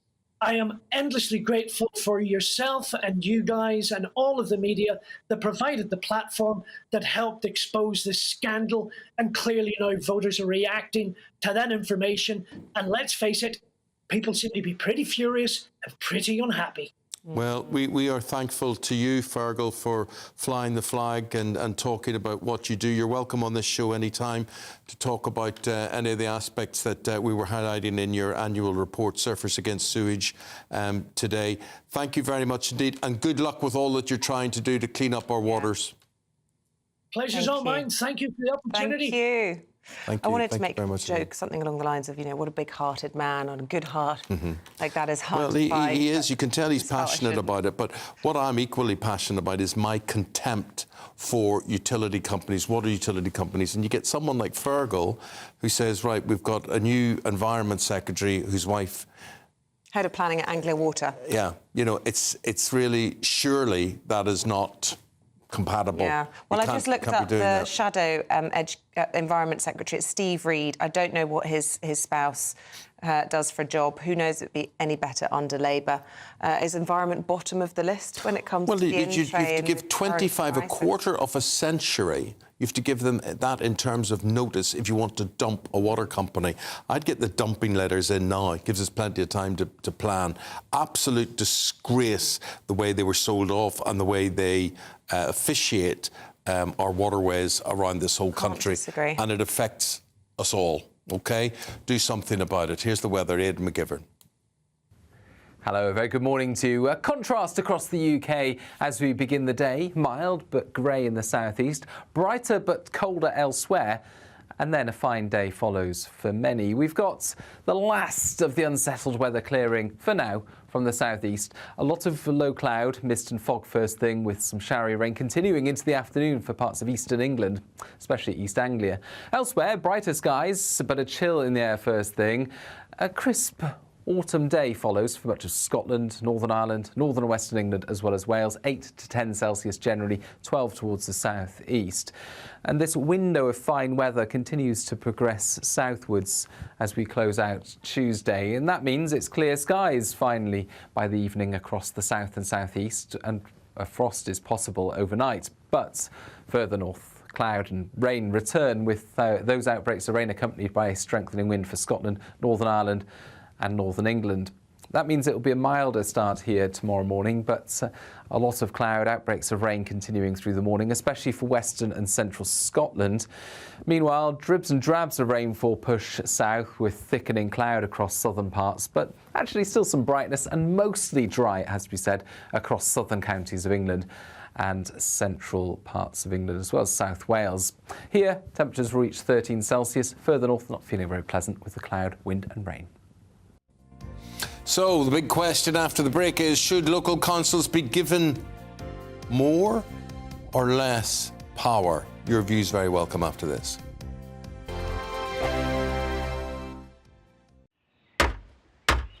Who is it? We're here for the show. Welcome to the Dinosaur Hour with me, John Cleese. I was married to a therapist. And you survived? I thought we were getting Hugh Laurie. Second best. You interviewed Saddam Hussein. What's that like? I was terrified. I'm playing strip poker with these three. Oh! No, thank you. My CDs need to be put in alphabetical order. Are you going to be problematic again? The Dinosaur Hour. Sundays at 9 on GBNews. Good afternoon, Britain. Good afternoon, Britain. Join us, Tom and Emily, To find out what's happening in the heart of Westminster. and why it matters to you. Weekdays from midday, we bring you the most compelling stories from across the United Kingdom. And from your doorstep to our inbox. That's right, we want to hear from you. GB News, Britain's news channel. I think the most exciting bit for me is talking to people. People who I think are ignored often by the major news channels. We're going to give news they want to hear. There's a voice there that needs to be heard. I think there's a chance here for a diversity of opinion to be expressed, which you don't find elsewhere. It's really exciting. We don't hold back. We're free to say how decisions that are taken here affect us all around the country. Only on GB News, the People's Channel, Britain's news channel. I'm Michelle Dewberry, and I'm not here to tell you what to think. I'd much rather hear what you have to say. So send in your opinions to gbviews@gbnews.com. Keep them clean, and you never know, I might read them out. With my panel here on Jubes & Co, we debate, we get stuck into the issues of the day on a show where all views are welcome, especially yours. GB News, the People's Channel, Britain's news channel. In the GB Newsroom, we bring you the news as it happens. With our team of dedicated journalists across the UK, we're ready to give you accurate reporting every day. When the news breaks, we'll be there with bulletins on GB News, the People's Channel, Britain's news channel. Your weekend starts here with Friday Night Live with me, Mark Dolan, 8 till 9 on GB News. Big stories, big guests and big laughs as we get you ready for a cracking weekend. That's Friday Night Live with Mark Dolan, Fridays 8 till 9 on GB News. Bring your own drinks, the admission's free.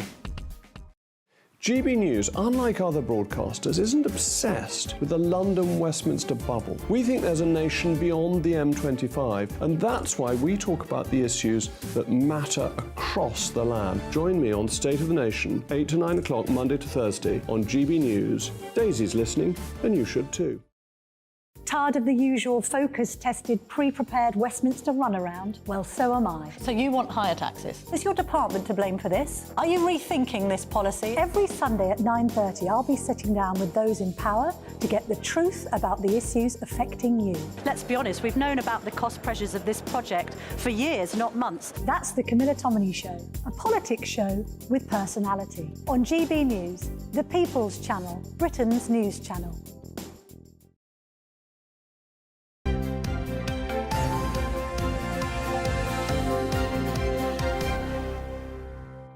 Nottingham City Council is facing a £23 million black hole. That means they don't have that money. And it's looking likely that the council will today have to declare bankruptcy. What does that mean if you actually live there? And with councils across the country facing similar dire financial situations, we're asking this morning, how much do we rely on our councils and what would happen if they stopped taking our rubbish, for example? What if they closed down your local services or even stopped cleaning your parks? Worse, though, they're responsible for our health and social care. Yeah, but you know what? This is the sort of thing we used to hear coming out of America all the time. And the more... I remember going to America 30, 40 years ago and looking and saying, this is like a third world country. You know, the idea that Russia was supposed to be a third world country and they compared it to America. Roads. Have you ever seen the state of roads in America? Well, we are adopting their systems increasingly more and more. And look what's happening to our councils. I mean, did you ever hear in the 1950s, the 1960s, councils going bankrupt? No, you didn't.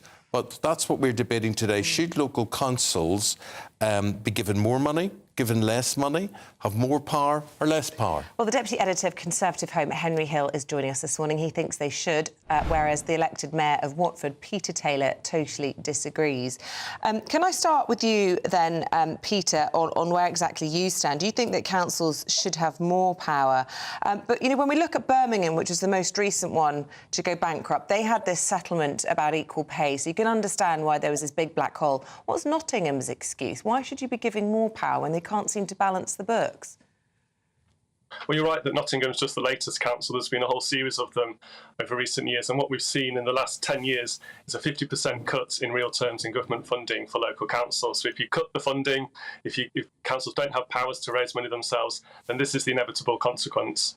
OK, when you say when you cut the funding, who is cutting the funding? Just explain to people how you are funded and what is happening, because you're going to be kicking against an open door here. We're lying politicians at central government here, and they make out, nothing to do with us. We give them the money. It's up to them how they spend it. But they're not giving you the money, Peter, are they? No, so Watford Council, about a third of our income comes from council tax, another third from fees and charges, and a third's made up from other sources. If we look at the amount that comes from central government, that's been cut by 50% in real terms over the last 10 years, and that's the same right across the sector. So The Economist did an article recently looking at funding for local government. Across local government, in real terms, if you take account of inflation, the funding from central government's gone down by 50% in the last 10 years. Peter, but let me ask you, sorry, I'm not saying, no one's telling me what party you represent. What party do you represent?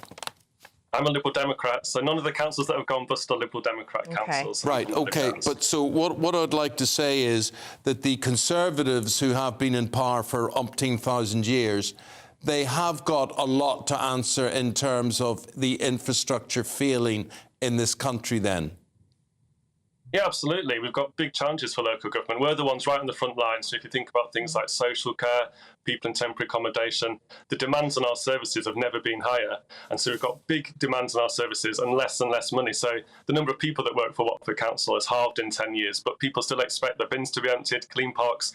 We do our very best. We're definitely not going to be declaring bankruptcy anytime soon. But there's a big challenge for councils right across the country. Let's bring in Henry Hill in all of this. Do you think that this is an issue, a sort of party issue, the mismanagement, arguably, of Birmingham or of Nottingham City Council? Do you think this is an anti-devolution argument that, you know, this is an example they can't manage at a lower level?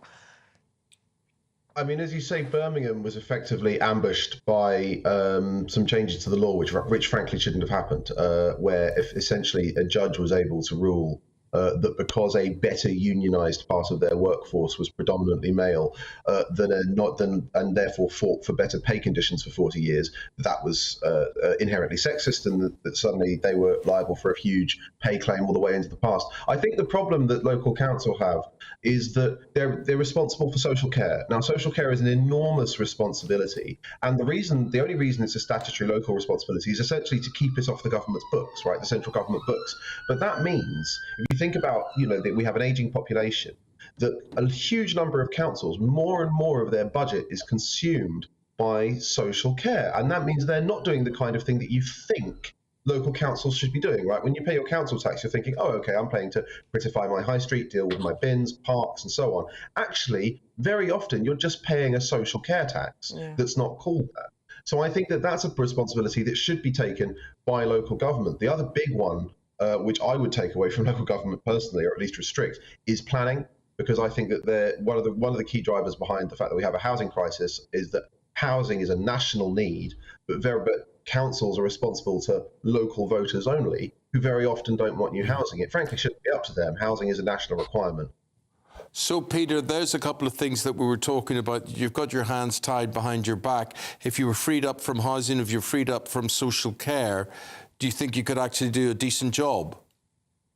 I agree completely about social care. So I know for some county councils, 70% of what they're spending is on social care. So it's a huge part of their budget. We've got a social care crisis.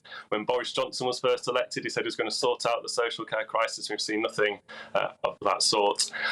On planning, actually, it's really important that local people can decide what's best for their areas. That's the point of local government. So if you get rid of local councils, all you'll have is a lot of anger about towns and cities changing and people not being able to influence that. Can I just ask you, Henry? Sorry, say that again?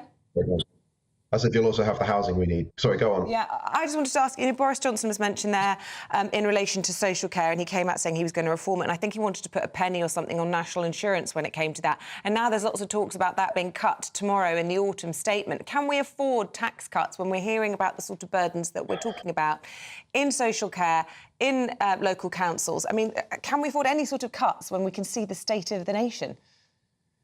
I mean, I think the argument for tax cuts, it's not slam dunk for sure, but the argument you could make for tax cuts is frankly that currently we have a system whereby working age people are paying vast amounts of tax in order in exchange for the state and public services, which largely benefits other people. Social care is maybe the most egregious case. Think about Theresa May when she tried to make older people with lots of housing wealth pay for some of their social care costs, not all of them, but she said, you know, if you have a home that's worth hundreds of thousands of pounds, you should maybe have to put 100,000 or so into your social care. And and she almost lost the election for that. It didn't work.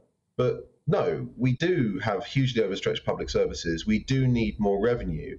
But I think there is a fair argument to make that working people deserve a break. And if we do need to raise more money, there is essentially wealth, housing wealth, other wealth, that we could tax instead to make up that shortfall. Gentlemen, the clock has beaten us. We've got to say goodbye to both of you. Peter Taylor, he is the Mayor of Watford, the elected Mayor of Watford, and Henry Hill, Deputy Editor of Conservative Home. Thank you both. Very, very interesting discussion. Thank you very much. Right, time to go through all the latest sports news with Paul Coit. Hello. Hello. It's all about the Euros, really. We're getting to the end of the qualifying for the Euros, thank goodness. A lot of people are saying.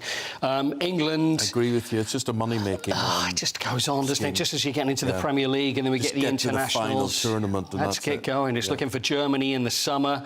It was underwhelming. I wasn't even whelmed. It was underwhelming. England playing against North Macedonia. Done. I mean, he came top of the group. Exactly. Well, this is what I was going to do. I thought, the last time I spoke to you, and I was more than underwhelmed, whereas this time I think we can just say, look, it was a draw over there.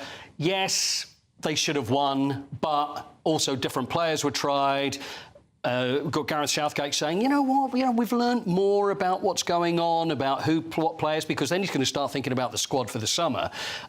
So they qualified, and they qualified first in the group, and they will be in pot 1, which is the seeded teams when it comes to the actual championship. And there's Northern Ireland who didn't qualify but had a very good win in Belfast last night. They did. These cries of Unskil, Jeviste Iga, a dividend venina. Oh, what's that mean? Were, sorry, I didn't know that was your girlfriend, but it's the only Danish I know. Unskil, Jeviste Iga, a dividend venina. Sorry, I didn't know that was your girlfriend. Yeah, I know. Oh, Skol. That was the only two things. But that's what they were all shouting, all the Danes there, as Northern Ireland trounced them. They had players out, but it's a great result for Northern Ireland. Wales, right, this is a difficult one. Yes. It's a bit of a seesaw act tonight. This is a huge game for Wales tonight. They have to win. Playing Turkey, who are currently top of the group. Wales are third behind Croatia. They need to win if they're going to automatically qualify for Germany. So it's the first and second will qualify, like Scotland came second in their group. So, yes, need to win tonight. And hopefully Croatia will not beat Armenia. And if it goes that way, then Wales will go straight through. We are now going to bring our viewers and listeners on a little trip to Pattaya.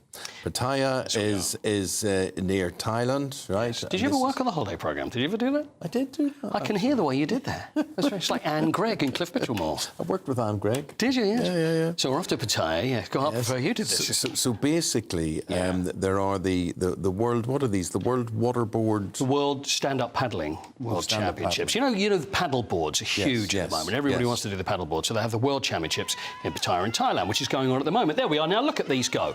Look at them go. People can't even stand up on these. Well, actually, speak of that, there's someone who's fallen off. Now, this is the World Championships. There's different events. What a lovely place to have to do it. So they have to paddle out there to the buoy, or Bowie, if you're American, of course, and then go round that and head on in and then run in. I tell you what, I just love this. I just love the look of it, the paddleboarding World Championships. There you go. That. And do they dip on the end? No, now look at the speed they get up on the top of those. There's a lot of speed there. There's a lot of speed. It's balance, speed. Everything that you have. That would be me. I'd be the first one off there. I don't believe that for a second. Thank you, my friend. See you again, 8:20. Still to come, David Cameron has formally been introduced to the House of Lords as Baron Cameron of Chipping Norton. All the details in headline. Sounds like a panto villain, doesn't he? He's wearing a cloak as well. It's all very regal. More in a minute.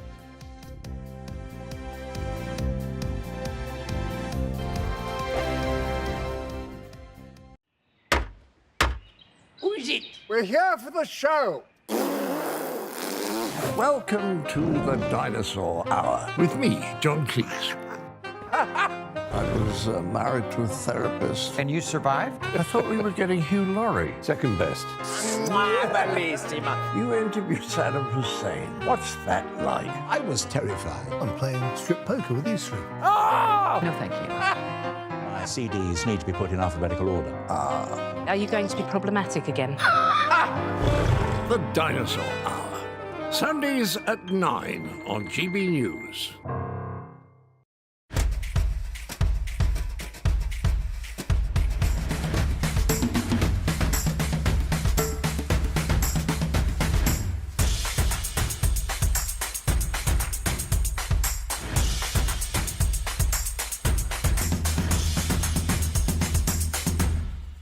Wake up to the headlines with Headliners every morning at 5 a.m.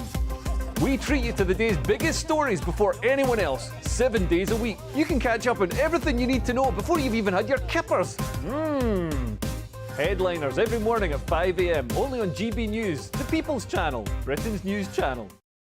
GB News, unlike other broadcasters, isn't obsessed with the London-Westminster bubble. We think there's a nation beyond the M25, and that's why we talk about the issues that matter across the land. Join me on State of the Nation, 8 to 9 o'clock, Monday to Thursday, on GB News. Daisy's listening, and you should too. I think the most exciting bit for me is talking to people. People who I think are ignored often by the major news channels. We're going to give news they want to hear. There's a voice there that needs to be heard. I think there's a chance here for a diversity of opinion to be expressed, which you don't find elsewhere. It's really exciting. We don't hold back. We're free to say how decisions that are taken here affect us all around the country. Only on GB News, the People's Channel, Britain's news channel. There's only 3 people you can trust in life: your doctor, your lawyer, and your nana. I'm not sure. So join me, Nana Aquare, at 3 p.m. every Saturday and Sunday, where we discuss the biggest topics of the weekend. Be ready for battle. Could you be quiet? What is this? It's my new teeth. It's your new teeth. I don't bite. Well, not without a good reason. Always honest, always fun. Every weekend at 3 p.m. on GB News, the People's Channel, Britain's news channel. Your weekend starts here with Friday Night Live with me, Mark Dolan, 8 till 9 on GB News. Big stories, big guests and big laughs as we get you ready for a cracking weekend. That's Friday Night Live with Mark Dolan, Fridays 8 till 9 on GB News. Bring your own drinks, the admission's free. Tired of the usual focus-tested, pre-prepared Westminster runaround? Well, so am I. So you want higher taxes? Is your department to blame for this? Are you rethinking this policy? Every Sunday at 9:30, I'll be sitting down with those in power to get the truth about the issues affecting you. Let's be honest, we've known about the cost pressures of this project for years, not months. That's the Camilla Tominey Show, a politics show with personality. On GB News, the People's Channel, Britain's news channel.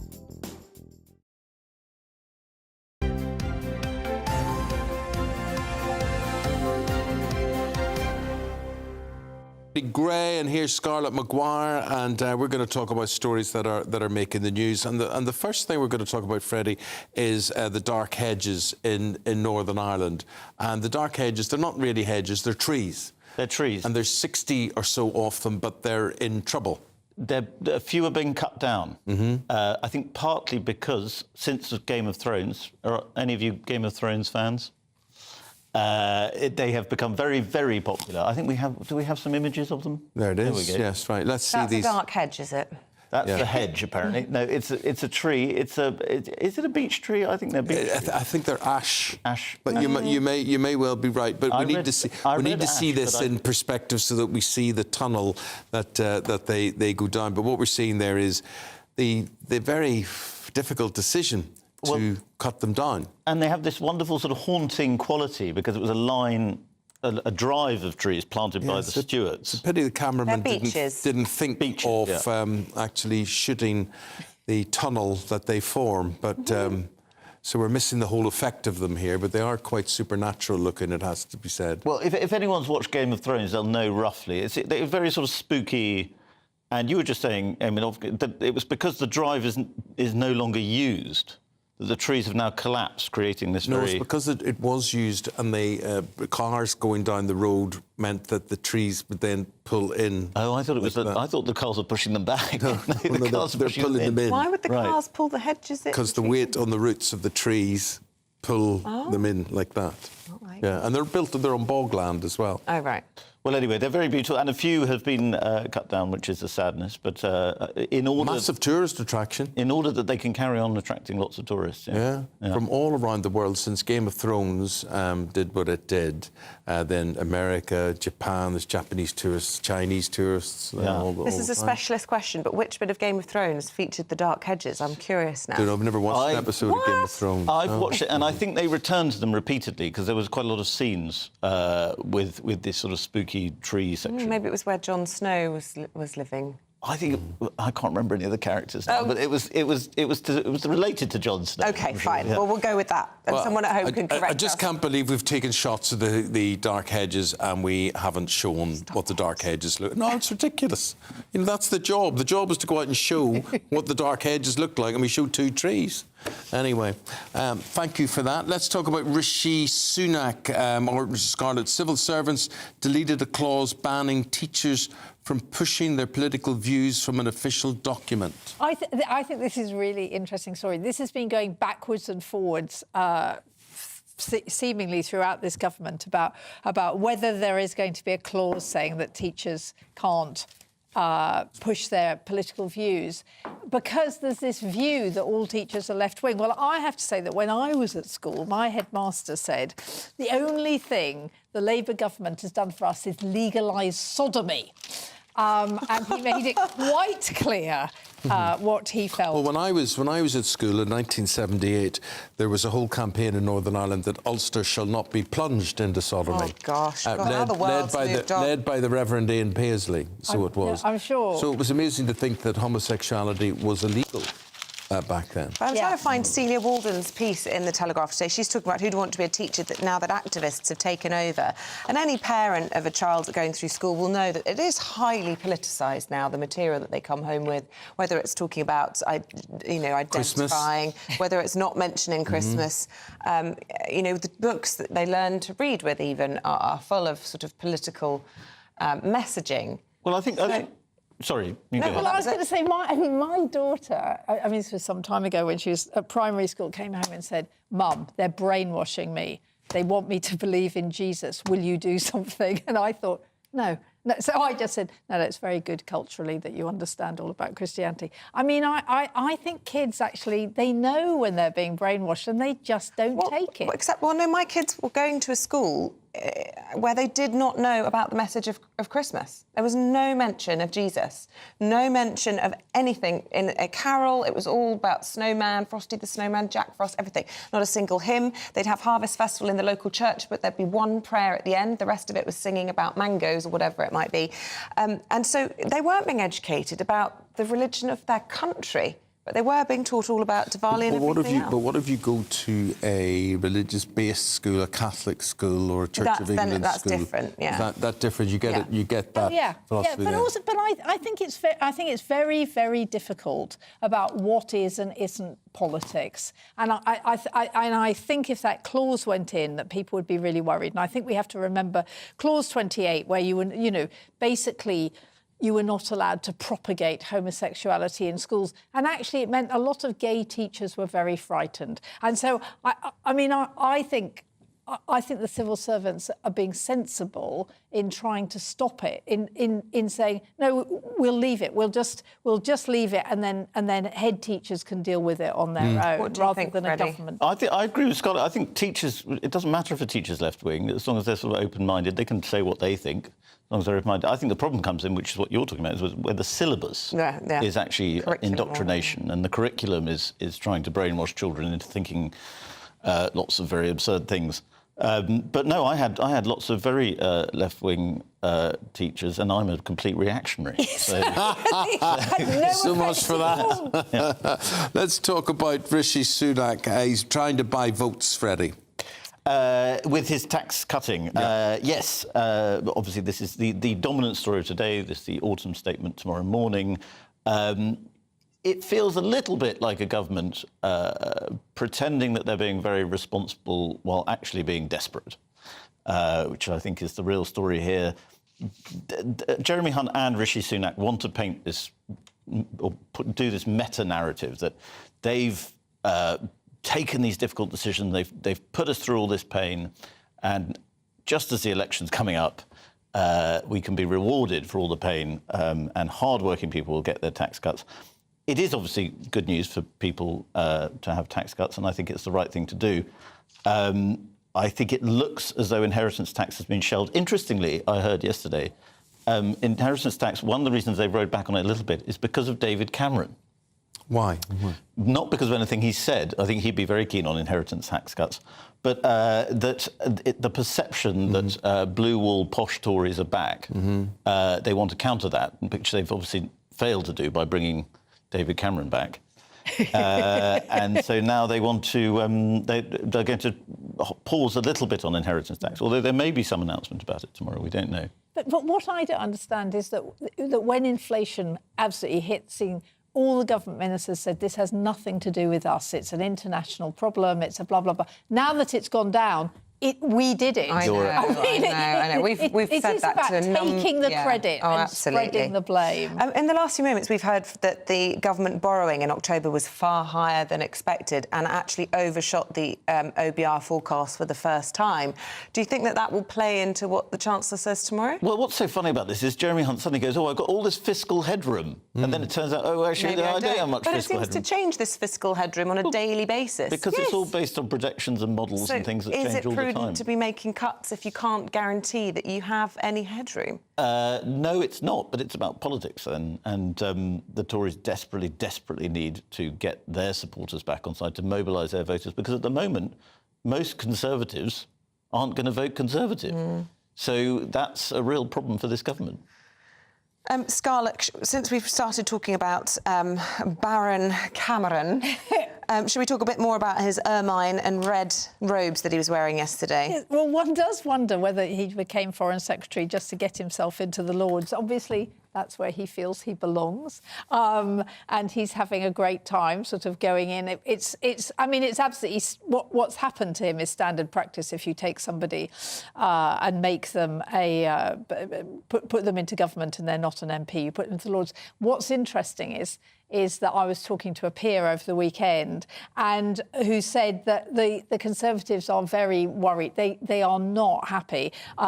They think that a Foreign Secretary should be in the Commons and should answer questions. But also, what she minded was this thing that the Lords would be softer. And she said, look, we've got ex-Foreign Secretaries, ex-MI6. We're going to be really tough with our questions. He's not going to get away with anything. I mean, OK, in the minute that we've got left, who would you rather be, David Cameron or Nigel Farage?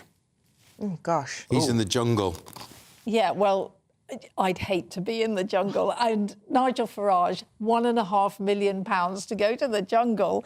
And he thinks he'll spread his message, doesn't he? I mean, he's fairly certain that people will fall in love with him. Will Nigel Farage end up in the House of Lords? That's the question. That's the conundrum. Yeah, well, perhaps eating a camel's teat and a crocodile's bits would make him... I won't finish that sentence. OK, Freddie and Scarlett, thank you both very much for reviewing our papers this hour. We'll have more from them just after 8:30. But for now, we're going to take a break. And after that, we'll be back reviewing what Sir Chris Whitty is expected to say at the COVID inquiry today. See you in a moment. Wake up to the headlines with headliners every morning at 5 a.m. We treat you to the day's biggest stories before anyone else, 7 days a week. You can catch up on everything you need to know before you've even had your kippers. Headliners every morning at 5 a.m, only on GB News, the People's Channel, Britain's news channel.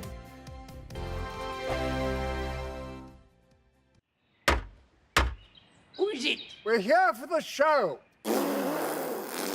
Welcome to the Dinosaur Hour with me, John Cleese. I was married to a therapist. And you survived? I thought we were getting Hugh Laurie. Second best. You interviewed Saddam Hussein. What's that like? I was terrified. I'm playing strip poker with these three. No, thank you. My CDs need to be put in alphabetical order. Are you going to be problematic again? The Dinosaur Hour. Sundays at 9 on GB News. Good afternoon, Britain. Good afternoon, Britain. Join us, Tom and Emily, To find out what's happening in the heart of Westminster. and why it matters to you. Weekdays from midday, we bring you the most compelling stories from across the United Kingdom. And from your doorstep to our inbox, That's right, we want to hear from you. GB News. Britain's news channel. I think the most exciting bit for me is talking to people. People who I think are ignored often by the major news channels. We're going to give news they want to hear. There's a voice there that needs to be heard. I think there's a chance here for a diversity of opinion to be expressed, which you don't find elsewhere. It's really exciting. We don't hold back. We're free to say how decisions that are taken here affect us all around the country. Only on GB News, the People's Channel, Britain's news channel. I'm Michelle Dewberry, and I'm not here to tell you what to think. I'd much rather hear what you have to say. So, send in your opinions to gbviews@gbnews.com. Keep them clean, and you never know, I might read them out. With my panel here on Jubes & Co, we debate, we get stuck into the issues of the day on a show where all views are welcome, especially yours. GB News, the People's Channel, Britain's news channel. In the GB Newsroom, we bring you the news as it happens. With our team of dedicated journalists across the UK, we're ready to give you accurate reporting every day. When the news breaks, we'll be there with bulletins on GB News, the People's Channel, Britain's news channel. Your weekend starts here with Friday Night Live with me, Mark Dolan, 8 till 9 on GB News. Big stories, big guests and big laughs as we get you ready for a cracking weekend. That's Friday Night Live with Mark Dolan. Fridays 8 till 9 on GB News. Bring your own drinks. The admission's free. GB News, unlike other broadcasters, isn't obsessed with the London-Westminster bubble. We think there's a nation beyond the M25, and that's why we talk about the issues that matter across the land. Join me on State of the Nation, 8 to 9 o'clock, Monday to Thursday, on GB News. Daisy's listening, and you should too. Tired of the usual focus-tested, pre-prepared Westminster runaround? Well, so am I. So you want higher taxes? Is your department to blame for this? Are you rethinking this policy? Every Sunday at 9:30, I'll be sitting down with those in power to get the truth about the issues affecting you. Let's be honest, we've known about the cost pressures of this project for years, not months. That's the Camilla Tominey Show, a politics show with personality. On GB News, the People's Channel, Britain's news channel.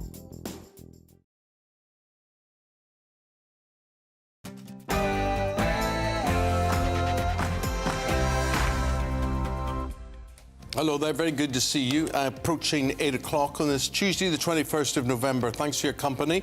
You're tuned into Breakfast with Eamonn, Holmes and Isabel. Webster here on GB News. And here's what's leading the news this morning. The Chief Medical Officer, Sir Chris Whitty, will today give evidence at the COVID inquiry after a damning session of testimony yesterday from Sir Patrick Vallance, who claimed Boris Johnson was bamboozled and Rishi Sunak's Eat Out to Help Out scheme had adverse effects during lockdown.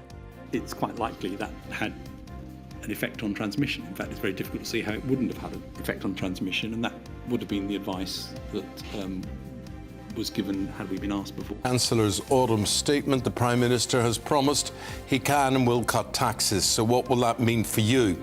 Today we've been looking at our high streets to hear what you think about the state of the economy.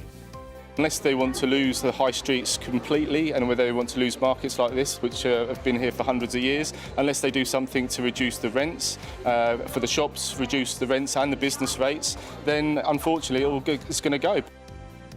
Know what state your high street is in? Nigel Farage has spent his first night in the jungle for I'm a Celeb, kicking off with an eating challenge. In a moment, we'll learn what horrific food he had to eat. Nipples, that's what it was. That is sewage in the surf there, and surfers against sewage have revealed dozens of swimming spots across England could be deemed as poor quality due to sewage pollution. We've spoken to the water campaigner Ferder Sharkey about declining quality of our beaches and rivers, and it is depressing. According to the Surfers Against Sewage, over 2/3 of the bathing waters that they tested turned out to be in poor condition. That means they are actually polluted with E. coli, and invariably the source of that can frequently be human sewage. And Coity's here with news of the Euros.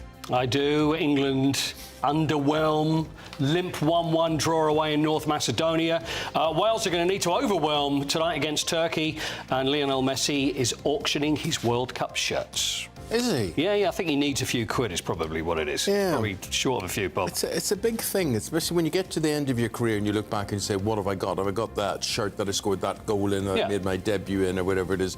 I'd be very careful about what I gave away. The amount of old footballers that I've spoken to, and that literally they have a box up in the loft, and they go, oh yeah, those old things, and they find all these shirts. I mean, these days, maybe they give them away, but they're worth a fortune. Yeah, but you know, you look at someone like George Best, and we just haven't got enough memorabilia associated with George Best. Correct. Because he gave them away throughout the years, and people have lost them, didn't realise the value of them, whatever.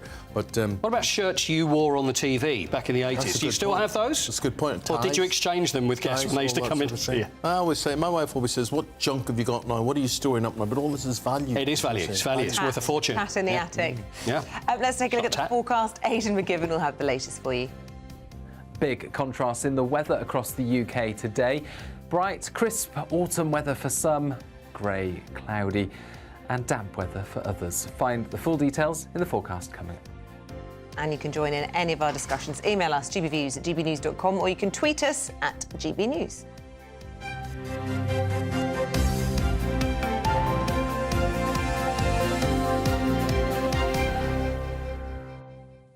Well, the COVID inquiry sprang into life yesterday. It continues again today.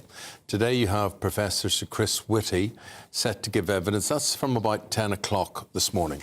Well, it comes after a dramatic day yesterday as the government's chief scientific advisor during the pandemic, Sir Patrick Vallance, gave evidence about some of the major decisions that were made during lockdowns. His testimony was very interesting, and during that testimony he revealed how the former Prime Minister Boris Johnson was often, and using Sir Patrick's words, bamboozled by scientific data. Well, I think I'm right in saying that the Prime Minister at the time gave up science when he was 15. And I think he'd be the first to admit it wasn't his forte, and that he did struggle with some of the concepts, and we did need to repeat them often. Certainly when I left a meeting, I would usually be persuaded that we had got him to understand what it was we were trying to say. But as one of the extracts showed, that you put up there, that 6 hours later he might not have remembered what was in that presentation. So that was Sir Patrick Vallance, Professor Sir Chris Whitty today from 10 a.m. Let's get some preview on this from our political correspondent Olivia Utley. And Vallance was saying that he and Whitty didn't often see eye to eye, but they balanced each other out. Yeah, absolutely. I think what's going to be very difficult for the current government now is how critical we're expecting Chris Whitty to be of the Eat Out to Help Out scheme. It's widely known in Westminster that he called it the Eat Out to Help Out the Virus scheme. Not a particularly catchy name. But that's the problem for the Prime Minister now. What Patrick Vallance was saying yesterday, very, very critical of Boris Johnson, gave up science at 15, bamboozled by the facts that he was given. And the Eat Out to Help Out scheme is coming under particular criticism because it's alleged, this is what Patrick Vallance said yesterday, that the scientific advisors weren't told about the scheme beforehand. They first heard about it when it was being announced to the country. Now, obviously, the government will argue that it's up to ministers to make these decisions. Ministers were responsible for balancing people's lives, the lives of perhaps some older people in the population with the livelihoods of others and the well-being of children, etc. So there was a difficult decision to make, lots of balancing to be done. But of course, the scientific advisors will say, yes, the decision should have been made after all of the evidence was heard. And if Patrick Vallance and Chris Whitty weren't even asked about the Eat Out to Help Out scheme, then how could Rishi Sunak possibly have made a cohesive, sensible, evidence-based decision on it? So I think that's where the real difficulty is going to come for Rishi Sunak this morning. OK, and obviously lots of focus looking ahead to the autumn statement tomorrow. What will be cut, what won't be cut, because now we've had the Prime Minister promising there will be cuts. And I wonder how much the breaking news this morning about borrowing, government borrowing, will play into all of that. I was trying to understand. I believe that the government overshot their OBR forecast for the first time, but it actually has landed the Chancellor with a £17 billion borrowing boost. So what happened was in October, the government overshot its OBR target for the first time by about £1 billion. But in the 7 months prior to October, they ended up spending less than they thought, quite a bit less than was expected, £16.9 billion less than expected, actually. So overall, this borrowing news is good news for the government, although the October figures aren't particularly good. And this will mean that Jeremy Hunt feels that he has a little bit more headroom. Now, we have heard pretty much every single tax being briefed to be cut in the statement tomorrow. We've heard that inheritance tax could be cut. We're now expecting that cut to be delayed until the spring. Stamp duty, we're also expecting that to be delayed to the spring. But what we are expecting to see tomorrow is a cut in national insurance rates. The issue is, will that be enough for Conservative backbenchers. What Conservative backbenchers have been lobbying for is for Jeremy Hunt to unfreeze the threshold at which the higher rate of tax is paid. Now, this is a really, really big problem, and it sounds a bit dry, but it's actually what has landed the UK with the highest tax burden in 70 years. The threshold at which the 40% rate of tax is paid has been frozen at about £50,000 for sort of about 10 years now. Now, £50,000 10 years ago, you might have been, if you were earning £50,000 10 years ago, you would have been pretty well off. These days, with inflation rising by the day, people like teachers and nurses are being pulled into a tax bracket which was meant for the sort of super rich. So lots of very ordinary people essentially paying quite a lot of tax. Now, what Conservative backbenchers have been arguing for is for that tax threshold to move up. Jeremy Hunt seems to be sort of a bit on the fence about this one. But if he fails to do that and only chooses to cut national insurance by a little bit, then there could be quite a lot of angry backbenchers and, of course, angry voters. Thank you, Olivia. Thank you very much indeed. We're now going to talk about councils and how this affects you. In every corner of the country, councils are struggling to manage finances, and a few could be just days away from going bankrupt. Nottingham City Council has announced it's considering submitting a notice which would restrict spending to just essential services like education and social care. So this follows the disastrous bankruptcy of Birmingham City Council earlier this year, with forecasted budget deficits of over £160 million. Jack Carson, let's go to him for more. Yeah, good morning to you both. Birmingham City Council, of course, has had the government commissioners in here for over a month now, scrutinising every single bit of spending and working with the council of how they can come up with this emergency budget plan, this financial plan, essentially, to cut down their spending. As you mentioned there, Eamonn, over the next 2 financial years, they're going to have budget deficits of well over £160 million. That means everything, essentially, every bit of spending that isn't necessary, as you mentioned, to statutory services like adult social care, like things like education, every single penny is going to be scrutinised. Now, in the immediate sense, because of course this budget has already been voted on, there are some things like warm banks, particularly this winter for those low-income families that possibly may need things like warm banks.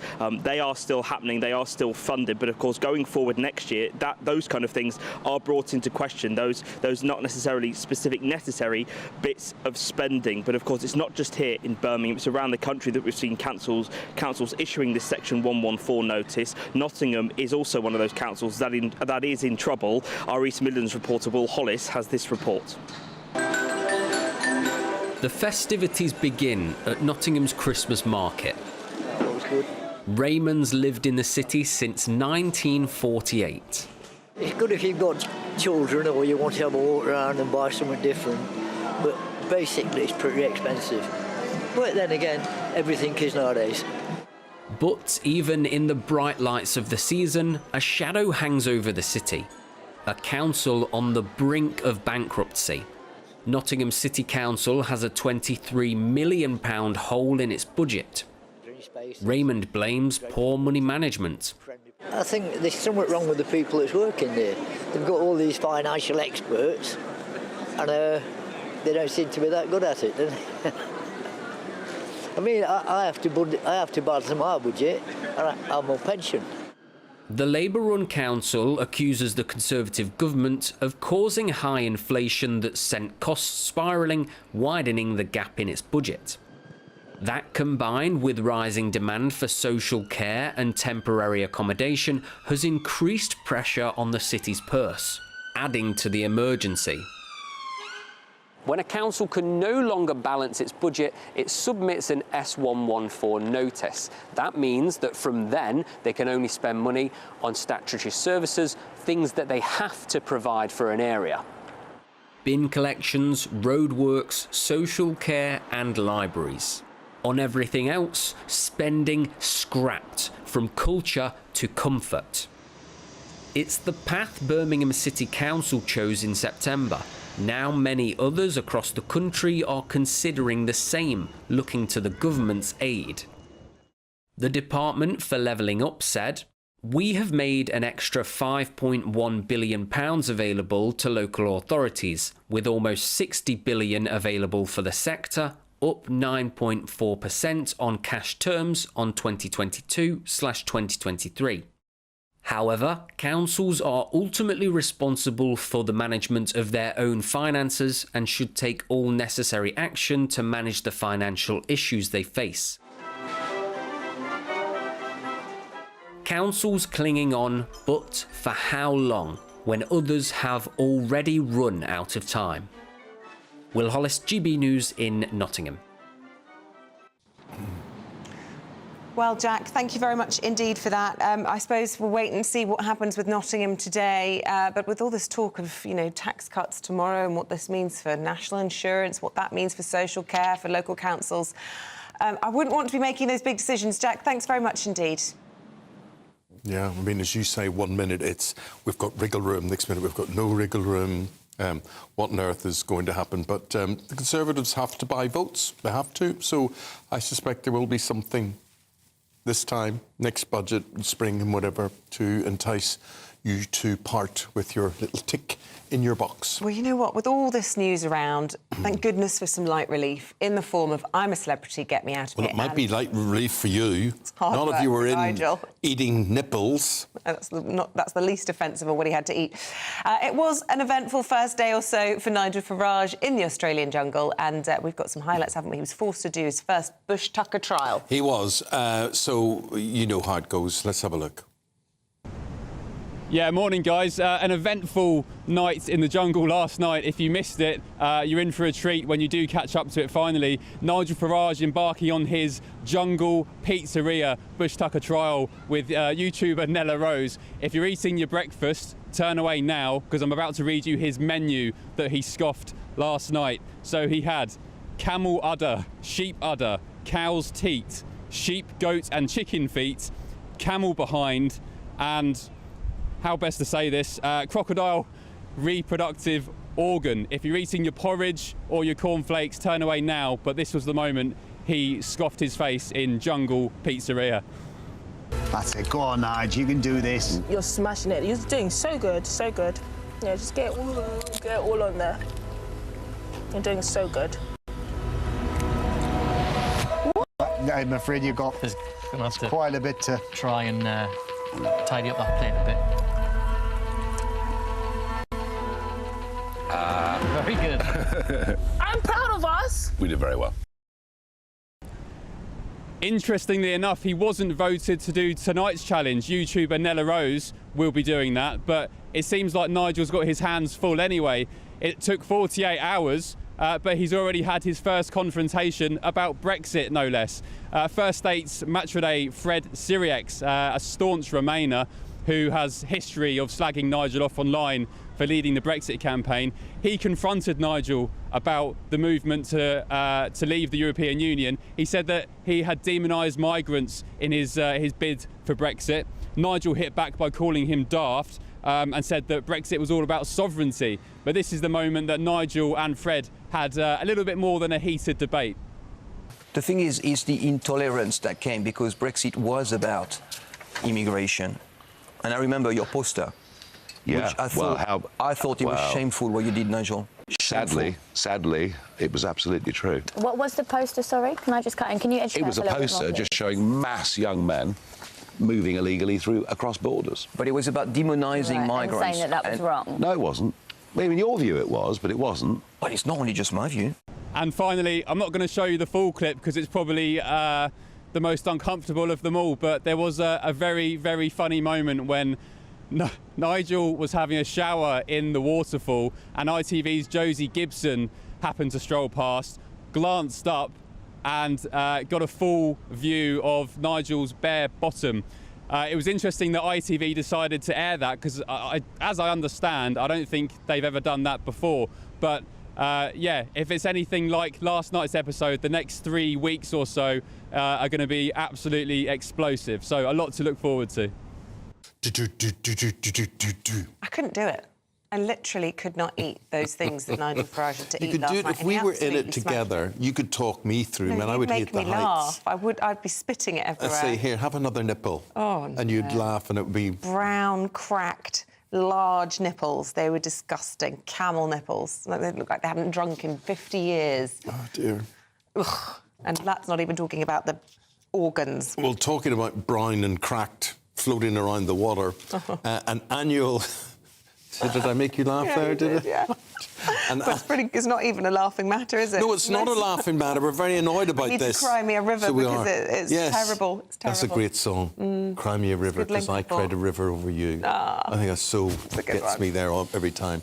An annual water quality report. This is by the Surfers Against Sewage organisation, and they have revealed that dozens of swimming locations all around the country would be deemed poor quality if they were designated as official bathing spots. So it might look nice, but you just couldn't go into them. Well, earlier we had the absolute pleasure of speaking to pop star turned sewage campaigner Fergal Sharkey. Let's take a listen to what he had to say. It's actually exposing is the government's whole testing and whole idea of bathing waters, and the government claiming that over 90% are in good or excellent condition is actually something of a pantomime. It's in itself a bit of a charade, and according to the Surfers Against Sewage, over 2/3 of the bathing waters that they tested turned out to be in poor condition.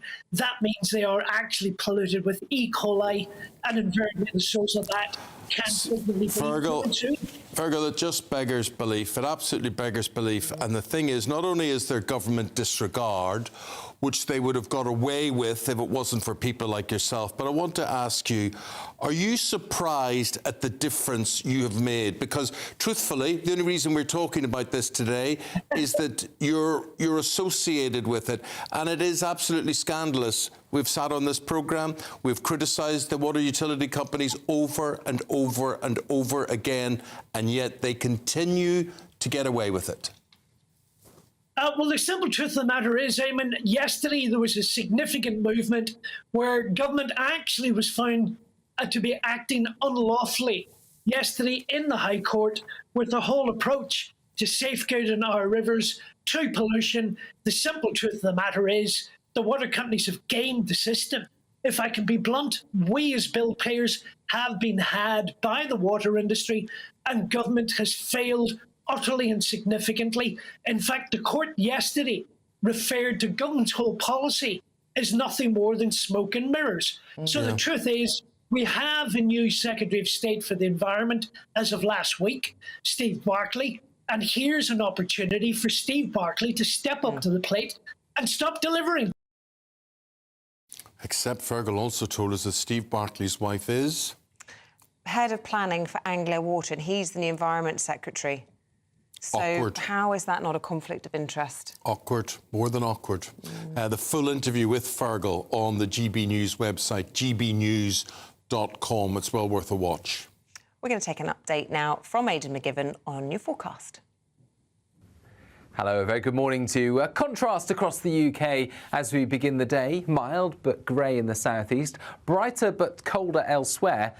And then a fine day follows for many. We've got the last of the unsettled weather clearing, for now, from the southeast. A lot of low cloud, mist and fog first thing, with some showery rain continuing into the afternoon for parts of eastern England, especially East Anglia. Elsewhere, brighter skies, but a chill in the air first thing. A crisp autumn day follows for much of Scotland, Northern Ireland, northern and western England, as well as Wales. 8 to 10 Celsius generally, 12 towards the south east. And this window of fine weather continues to progress southwards as we close out Tuesday. And that means it's clear skies finally by the evening across the south and southeast, and a frost is possible overnight. But further north, cloud and rain return, with those outbreaks of rain accompanied by a strengthening wind for Scotland, Northern Ireland and northern England. That means it will be a milder start here tomorrow morning, but a lot of cloud, outbreaks of rain continuing through the morning, especially for western and central Scotland. Meanwhile, dribs and drabs of rainfall push south with thickening cloud across southern parts, but actually still some brightness and mostly dry, it has to be said, across southern counties of England and central parts of England, as well as South Wales. Here, temperatures will reach 13 Celsius. Further north, not feeling very pleasant with the cloud, wind and rain.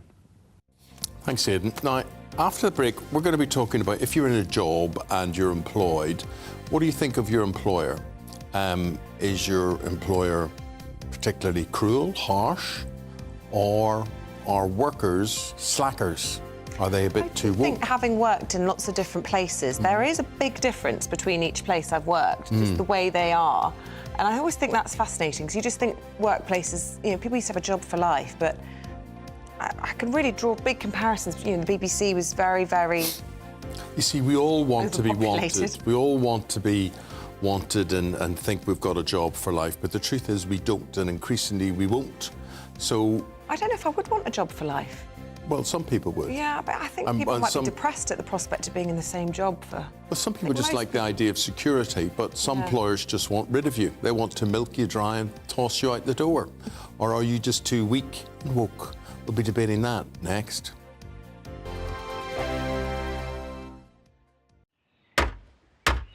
Who is it? We're here for the show.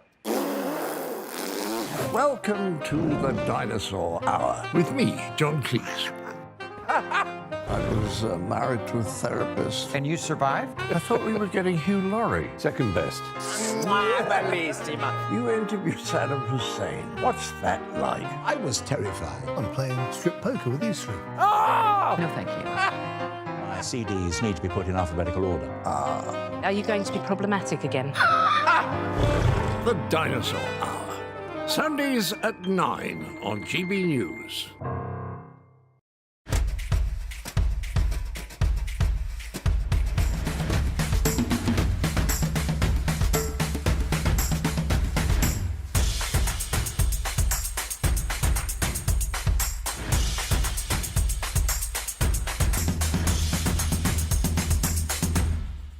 Wake up to the headlines with Headliners every morning at 5 a.m. We treat you to the day's biggest stories before anyone else, 7 days a week. You can catch up on everything you need to know before you've even had your kippers. Headliners every morning at 5 a.m. only on GB News, the People's Channel, Britain's news channel.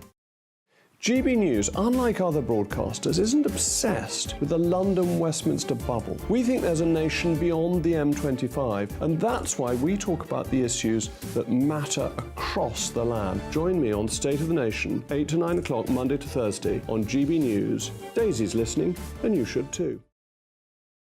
I think the most exciting bit for me is talking to people. People who I think are ignored often by the major news channels. We're going to give news they want to hear. There's a voice there that needs to be heard. I think there's a chance here for a diversity of opinion to be expressed, which you don't find elsewhere. It's really exciting. We don't hold back. We're free to say how decisions that are taken here affect us all around the country. Only on GB News, the People's Channel, Britain's news channel. There's only 3 people you can trust in life. Your doctor, your lawyer, and your nana. I'm not sure. So join me, Nana Aquare, at 3 p.m. every Saturday and Sunday, where we discuss the biggest topics of the weekend. Be ready for battle. Could you be quiet? What is this? It's my new teeth. It's your new teeth. I don't bite. Well, not without a good reason. Always honest, always fun. Every weekend at 3 p.m. on GB News, the People's Channel, Britain's news channel. Your weekend starts here with Friday Night Live with me, Mark Dolan, 8 till 9 on GB News. Big stories, big guests and big laughs as we get you ready for a cracking weekend. That's Friday Night Live with Mark Dolan. Fridays 8 till 9 on GB News. Bring your own drinks. The admission's free. Tired of the usual focus-tested, pre-prepared Westminster runaround? Well, so am I. So you want higher taxes? Is your department to blame for this? Are you rethinking this policy? Every Sunday at 9:30, I'll be sitting down with those in power to get the truth about the issues affecting you. Let's be honest, we've known about the cost pressures of this project for years, not months. That's the Camilla Tominey Show, a politics show with personality. On GB News, the People's Channel, Britain's news channel.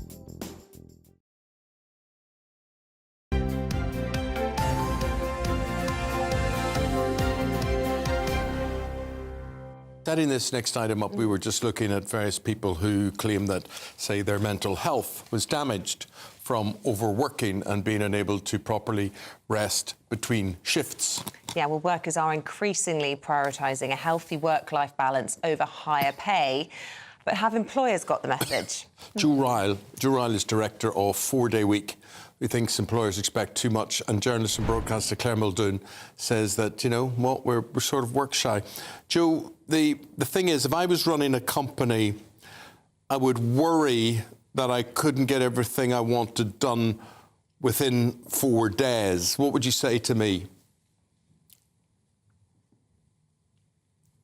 I think that's it's a fair enough concern. What I would say though is where we have seen the 4-day working week, which is what we're campaigning for, where we have seen that trialled with no loss of pay, and this isn't just in the UK, it's also all over the world. It seems to be a win-win for both workers and employers. Productivity goes up. When you're better rested, when you've had that more time for yourself outside of work, you're more efficient when you come back into the workplace.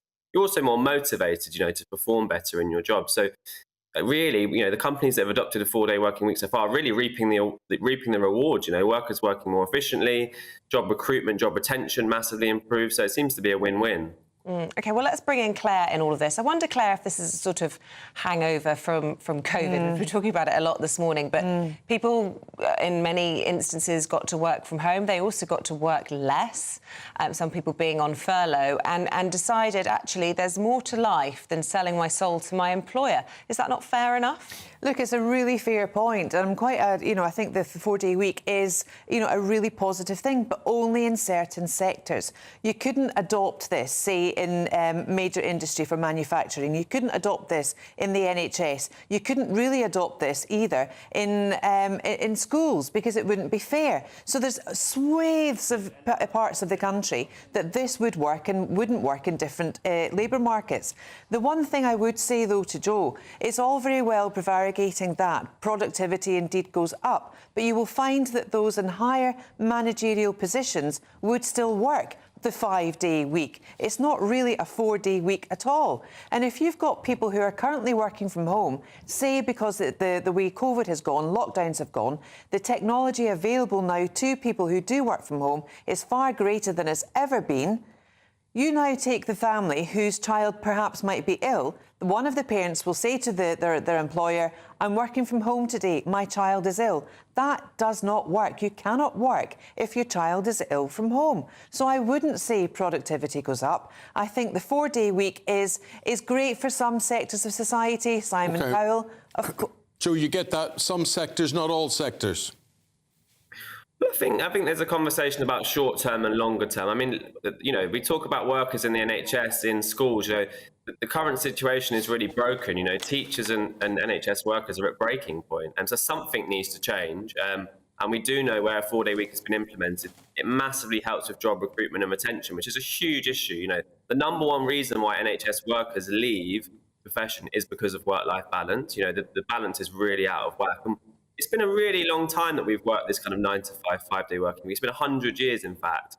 Well, they don't work 9 to 5 in the hospital sector, as you were talking about there, Joe. People leave the NHS because they're absolutely crippled because of pay and conditions. It's not work-life balance for them because it's not a 9 to 5 job. Well, also, can I just interject, Joe, because, you talk about 9 to 5 for office jobs, but it's long been more than that. People wake up and their emails are on their phone when they're still lying in bed. When they go to the toilet, people are still on work messages.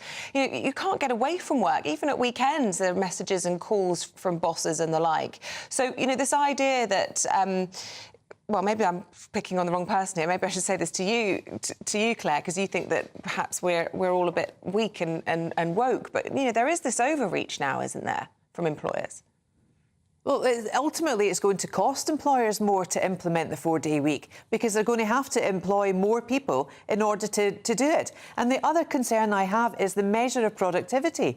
When you're working from home or hybrid working or not working or working for 4 days, how do you actually measure? Because there will be an element of condensed hours, which we know are there to help and support and underpin society and help families work and pay the bills. But ultimately, where is the measure? Where can we get the actual valued research? Where can we get the evidence that this actually works? What do you want to say to that, Joe? So just to correct you firstly there, if you look at all of the survey data on NHS workers, the number one reason they're leaving is work-life balance. That's after retirement. So I would just correct you there firstly. And I think we need to look at this in the kind of grander scheme of things. I mean, if the last 30 years, we are so much more productive than we were 30 years ago. You talk about smartphones, the fact that we can just send an email on our phone whenever we want.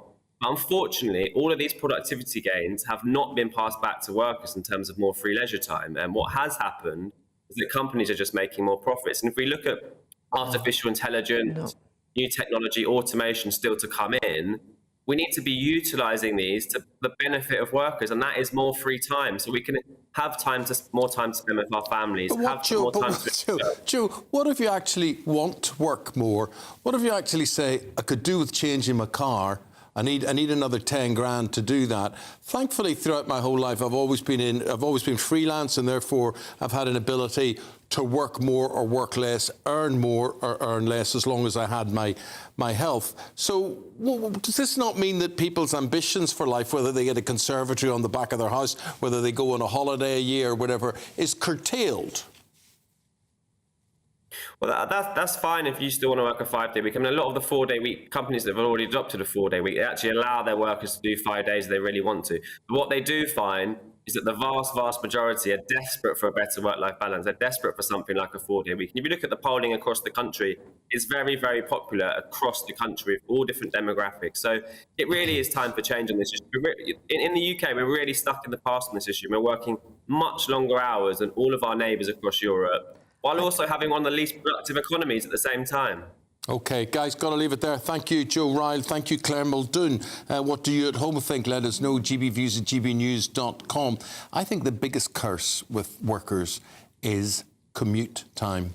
Well, exactly. You cut that out and then you get more productivity. And also, I do disagree with Claire, I have to say, on the sick child thing, because my son was sick last week and my husband was able to message work and say, right, I'll work from home today. He cut out on the commute time into the office, and our son was just on an iPad, with Calpol. It wasn't any sort of nursing required. He just wasn't well enough to go to school. So he was able to work undisturbed, and it meant, everything was able to be managed. Some people won't understand commute time because you live in certain cities where there is no commute time. It's easy to get in and get out of that particular town or city. But when you look at somewhere like London, where Isabel and I, for instance, would have to face 90 minutes at least each way. Yeah, varied, but yeah. 90 minutes. So there's 3 hours of your working day spent travelling. Don't count it up. That's depressing. No, but it is depressing. But that's what I'm trying to say. If you were able to take that out of a working day, how much more productive a working day would be, how much more enjoyable it would be. Anyway, there you go. What works for you? Or don't you like working? Some people are work shy. Some people are.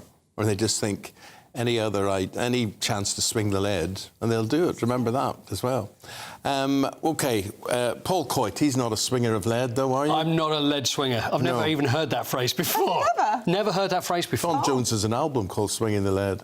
Oh, is that what it meant? Yeah. I didn't know. I thought it meant something else. No, I think it's good to do with fishing. OK, gotcha. It's good to do with fishing, isn't it? I'm thinking about sport 24/7. You know that, don't you? Yeah. In a work, but the thing is, when it comes to thinking about good sport, yesterday wasn't quite so good. England 1-1. North Macedonia.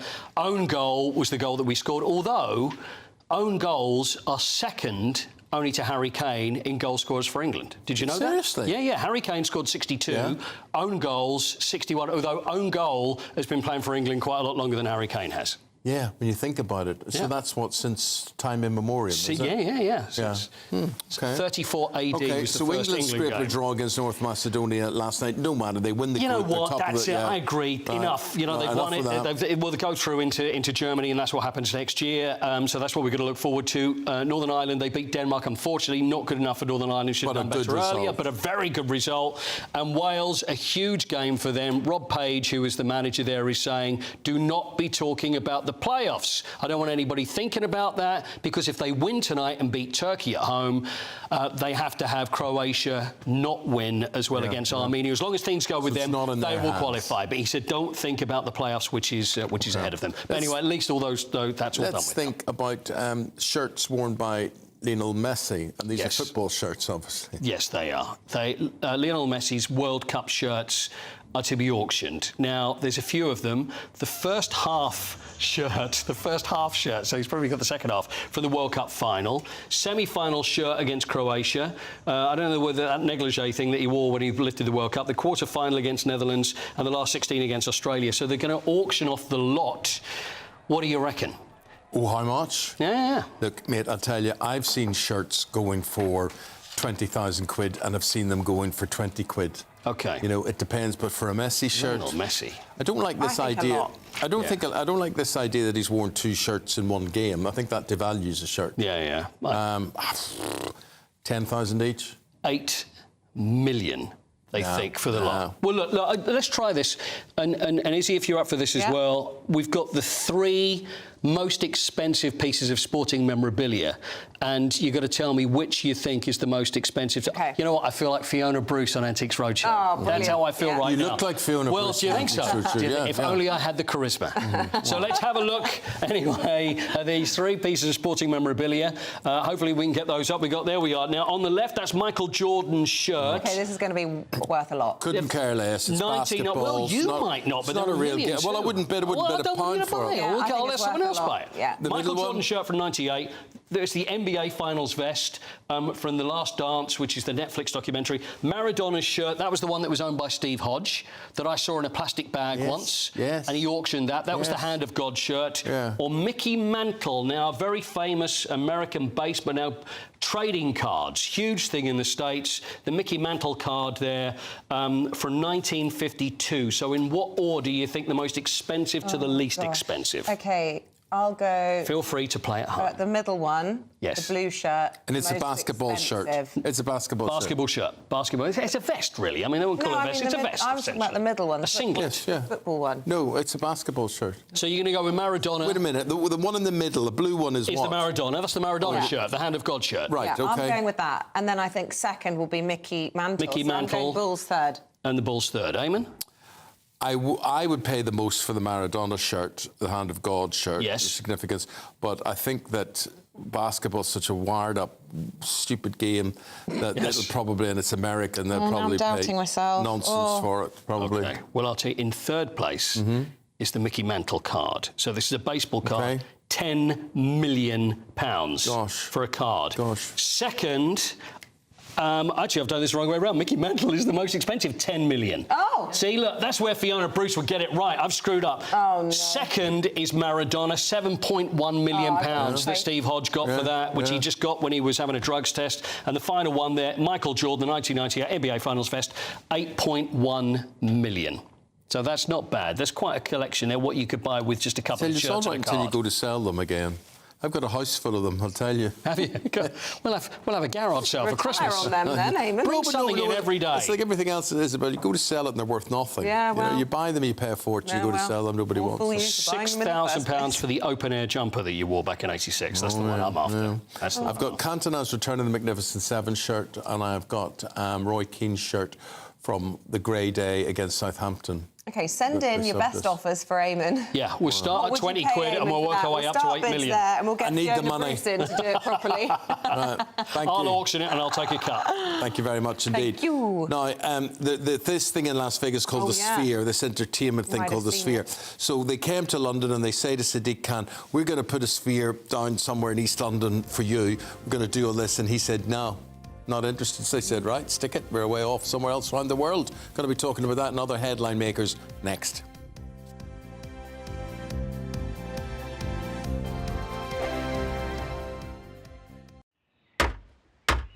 Who is it? We're here for the show. Welcome to the Dinosaur Hour with me, John Cleese. I was married to a therapist. And you survived? I thought we were getting Hugh Laurie. Second best. You interviewed Saddam Hussein. What's that like? I was terrified. I'm playing strip poker with these 3. Oh! No, thank you. My CDs need to be put in alphabetical order. Are you going to be problematic again? The Dinosaur Hour. Sundays at 9 on GB News. Good afternoon, Britain. Good afternoon, Britain. Join us, Tom and Emily, To find out what's happening in the heart of Westminster. and why it matters to you.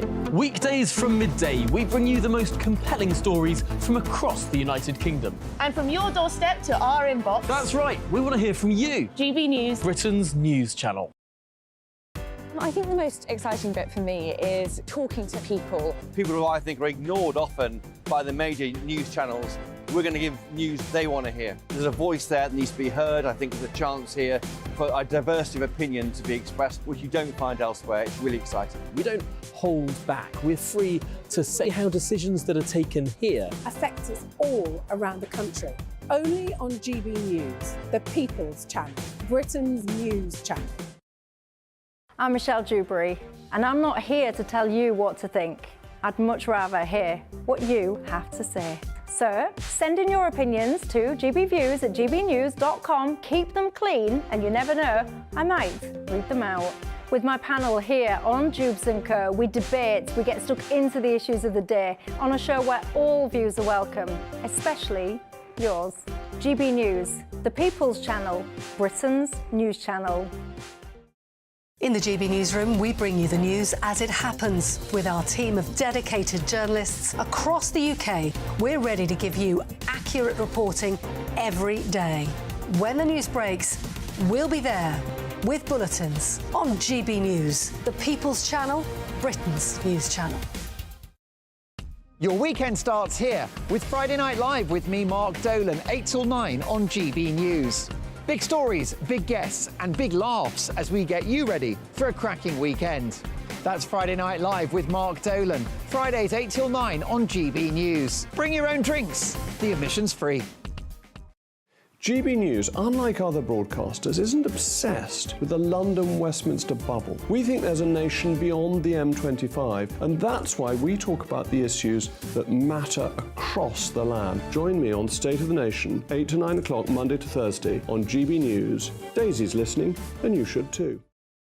Tired of the usual focus-tested, pre-prepared Westminster runaround? Well, so am I. So you want higher taxes? Is your department to blame for this? Are you rethinking this policy? Every Sunday at 9:30, I'll be sitting down with those in power to get the truth about the issues affecting you. Let's be honest, we've known about the cost pressures of this project for years, not months. That's the Camilla Tominey Show, a politics show with personality. On GB News, the People's Channel, Britain's news channel.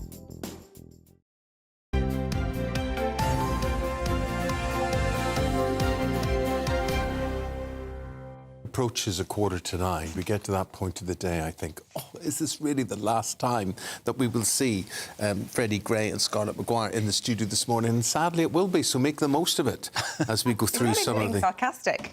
Actually means it. No, you're not. You sound sarcastic, but you actually mean it. I mean it. Yeah. I mean it. You'll miss us. How do you associate me and the word sarcasm in the same sentence? Freddie, here's something I love, without being sarcastic. Grand Designs is one of my favourite programmes that there is. And a complete home redesign and makeover has topped the list of what? A new survey on what Britons most want their biggest lifestyle change that they want. Yeah. Is 26%, but quite a big margin. The winner was a home redesign, home revamp. Hence why those programmes are so successful. Massively successful and self-perpetuating, because the more people watch those programmes, the more they want to revamp their homes. Well, and do you remember changing rooms? Yeah. Yeah. Which was just brilliant. It was a brilliant idea. That you get these people that invade your house for 2 days and put up stuff that's worth 2 and 6 I have to pence. say, looking back, it all falls down again after 2 days. Like panto sets a lot of the time, didn't they? No, it was, but it was still There's flamboyant sleeves coming in and painting a sleigh onto the wall or something. Yeah. Yes. Horrific. And then they leave, and then you're left with it. Again, TV. And also, all these programmes, they take away anything that functions, anything that's useful, and they just put, fake books or, statues. But I can see the appeal. We recently redid our kitchen, and it was all, it's very nice now, great. But the hassle and the stress is just not worth it. It was a year of pain with builders and noise and cost and so on. So, no, I wouldn't put it... But I was interested in what the second one was. The fourth one. Travelling the world, 19%. New look or style, 14%. Garden makeover, 15%. Learning to paint or dance is the fifth one. Because I would have thought that was a big retirement thing. I mean, friends of mine who are retiring go off and do art classes and things like that. And my dad paints all day. Yeah, they find their inner self that's been pushed down by working all the time. Yeah. I would love, though, to have the skill of dancing. I would like... I just can't... I've never seen you dance. I've seen you do a sort of... But when someone says... and 3-1-2 and 1-2-2, and I don't even know what that means. I have no idea what that means. But what I have realised is that women love two things in a man who can cook and a man who can dance. And if you can cook and dance, if you're a dancing chef... funniness. I'm in trouble then. Yes, and funniness. Yeah, wit. Yes, Freddie can make us laugh, so that's okay. It doesn't matter that you can't cook. I just thought you'd been invited on Strictly Come Dancing. Oh, he has, many times. Oh, I have, yeah. I just can't do it. I just can't do it. No. But actually, I watch Strictly, and I think, well, I mean, obviously, I will never ever even be invited. But I think, well, if I was there, you know, as soon as I got invited, I'd go to the gym every single day because you have to be so fit. And you watch somebody like Angela Rippon, who is just wonderful. I mean, you know, she was never going to... She's genetically fit. But you can't even say, oh, she's retired, she's got nothing else to do. Last week she was recording Rip Off Britain every morning till 2 in the afternoon up in Manchester and then rehearsing all afternoon. But I remember when Ruthie went on it and I came round to your house before it had been announced and she was doing sit-ups with a personal trainer on the front lawn and I thought, my goodness, what on earth's Ruth doing? And then I realised, you know, she'd got the call and she had to get her fitness up. It's a big Very, thing. very sensible. Yeah. Yeah. Terrifying. No. Could you do Strictly? Absolutely not, no. I'd love to see that. But can you dance, Scarlett? No, I mean, I do dance. And you're absolutely right. There's somebody who unfortunately died. I mean, he was somebody else's husband, so it was only the dancing. But I do remember him taking me and jiving. And he was just brilliant. And he could lead and he made you feel wonderful. Oh, yeah. And my nephew's partner, I mean, who's male, at my niece's wedding, danced with me and danced with my sister, the mum, and said, I mean, it was just so lovely when you find a man who really, really knows how to dance. Is that the only place in life men are still allowed to lead? Yeah. I'd say. Yeah. Probably. And we want them I to do get it a lot of properly. little films on my Instagram, people who dance and whatever it is. It's very uplifting, it has to be said. Let's talk about something which is not uplifting at all. And the Queen has condemned the abuse of female journalists and online disinformation. I mean, what's interesting is actually the King was supposed to be making this speech, and Camilla came in and obviously changed it, made it hers, because it was the Foreign Press Association. So, Eamonn, quite rightly, you said, you know, for most women journalists in Britain, I mean, it's not, there's no abuse here. But actually, if you're a foreign journalist, I mean, if you're you know, going out there and in the field, it's terrible. I mean, and also she talked about, you know, I mean, the women journalists, I mean, the Maltese woman who was killed, the Russian woman who was killed, I've forgotten her name, with the who was killed in Syria. I mean, the thing about women is they will go to the front line just like men, and for some awful reason more likely to be killed. But the other thing that was so awful about in the speech was that she talked about how many journalists have been killed in Gaza since the Israeli-Gaza thing happened. I mean, tens of journalists have been killed in Gaza because... There's a lady I see on Channel 4 who's in advancing years, and her name's Lindsay Hilsum. Oh, she's brilliant, isn't she? I absolutely stand back, and I'd say she's senior. I don't know if she's in her 60s, 70s, I don't know, no idea. But she's game for everything, very intelligent, very, you know... I do look back and I admire her and think they would never pay me enough to do that. Yeah. And she's everywhere, and she goes everywhere, and her life is journalism, and she just goes out there and finds the story. Yeah. We had an interesting piece from a veteran war reporter last week saying that actually the press flak jackets, quite often it's a terrible idea to wear them. Target. Because a lot of people want to shoot a journalist, because it will inflame the story. Yeah. So there's a little tip. Yeah. Museums cites disputed text alleging 3rd century ruler preferred to be known as a she. This is in the Telegraph. This is trans Romans. This is a classic or classical trans row. In that 3rd century ruler Elagabalus, well done, who was murdered by Alexander Severus, I think. It was always sort of said to be, or the chronicles after his assassination said that he'd like to play the role of a woman. But I think most experts agree this was propaganda against him after he had been killed, because it was in Roman times they weren't very forgiving of men who pretended to be women. And so there's a bit of a row over it, but it fits with the pattern of, people say that Elizabeth I was trans. It's a great name, Elagabalus, isn't it? Elagabalus, yeah. Yes. It's hard to say. It doesn't trip off the tongue. Hasn't caught on. But also what it shows is that trans has been going on for centuries. I mean, sometimes it's treated as though it's new, but actually... Well, has it or hasn't it? Because it sounds like it was a put-down retrospectively. Well, yeah, but it certainly means that people thought that it happened. I mean, whether it was actually true or not, but it's nothing new. Let's finish on this one, Scarlett. This sphere. So I heard about it in Las Vegas, and that you two played within it, and it's marvelous and amazing. And you step inside this sphere, and it becomes anything you want inside.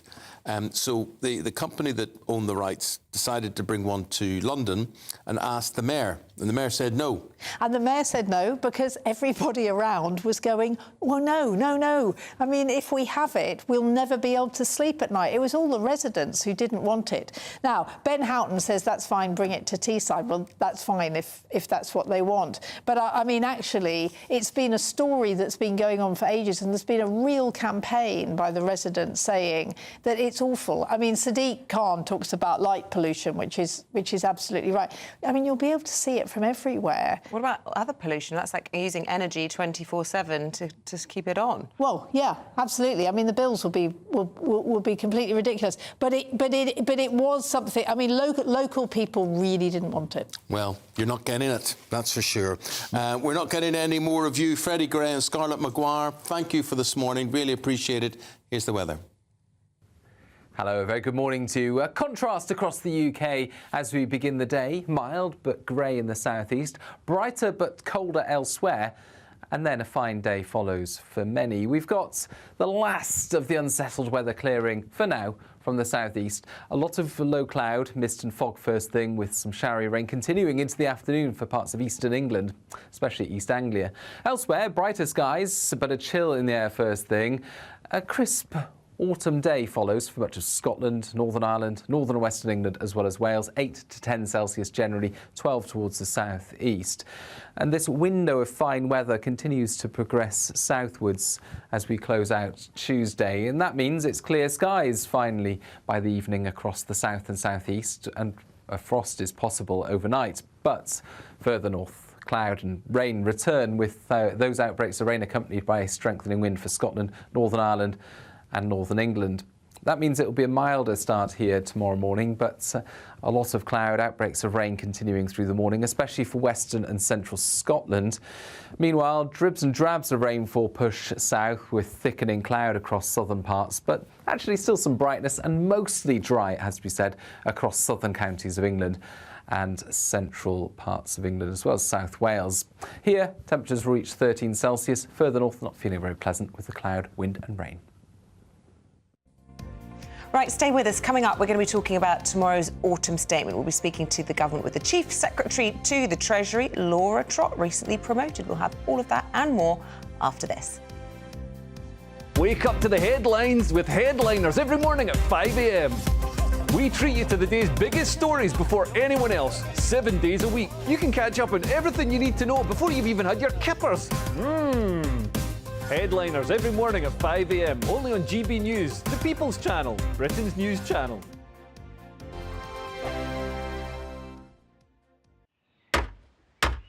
Who is it? We're here for the show. Welcome to the Dinosaur Hour with me, John Cleese. I I was married to a therapist. And you survived? I thought we were getting Hugh Laurie. Second best. You interviewed Saddam Hussein. What's that like? I was terrified. I'm playing strip poker with these three. No, thank you. My CDs need to be put in alphabetical order. Are you going to be problematic again? The Dinosaur Hour. Sundays at 9 on GB News.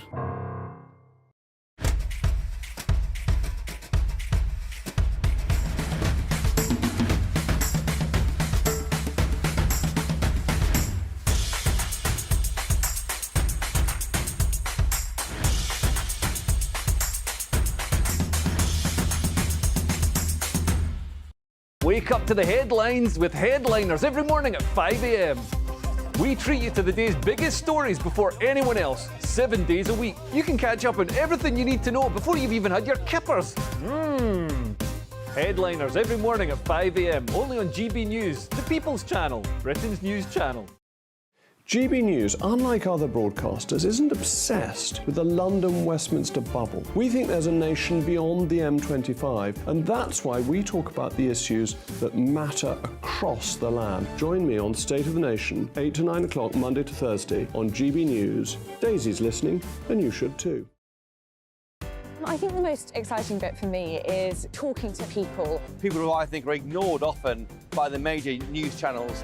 We're going to give news they want to hear. There's a voice there that needs to be heard. I think there's a chance here for a diversity of opinion to be expressed, which you don't find elsewhere. It's really exciting. We don't hold back. We're free to say how decisions that are taken here affect us all around the country. Only on GB News, the People's Channel, Britain's news channel. There's only three people you can trust in life. Your doctor, your lawyer, and your nana. I'm not sure. So join me, Nana Aquare, at 3 p.m. every Saturday and Sunday, where we discuss the biggest topics of the weekend. Be ready for battle. Could you be quiet? What is this? It's on your teeth. It's on your teeth. I don't bite. Well, not without a good reason. Always honest, always fun. Every weekend at 3 p.m. on GB News, the People's Channel, Britain's news channel. Your weekend starts here with Friday Night Live with me, Mark Dolan, 8 till 9 on GB News. Big stories, big guests and big laughs as we get you ready for a cracking weekend. That's Friday Night Live with Mark Dolan. Fridays 8 till 9 on GB News. Bring your own drinks. The admission's free. Tired of the usual focus-tested, pre-prepared Westminster runaround? Well, so am I. So you want higher taxes? Is your department to blame for this? Are you rethinking this policy? Every Sunday at 9:30, I'll be sitting down with those in power to get the truth about the issues affecting you. Let's be honest, we've known about the cost pressures of this project for years, not months. That's the Camilla Tominey Show, a politics show with personality. On GB News, the People's Channel, Britain's news channel.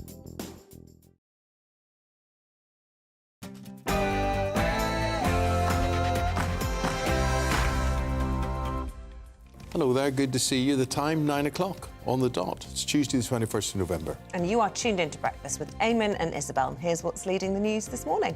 Chief Medical Officer Sir Chris Whitty will today give evidence at the COVID inquiry after a damning session of testimony yesterday from Sir Patrick Vallance, who claimed Boris Johnson was bamboozled and Rishi Sunak's Eat Out to Help Out scheme had adverse effects. It's quite likely that had an effect on transmission. In fact, it's very difficult to see how it wouldn't have had an effect on transmission, and that would have been the advice that was given had we been asked beforehand.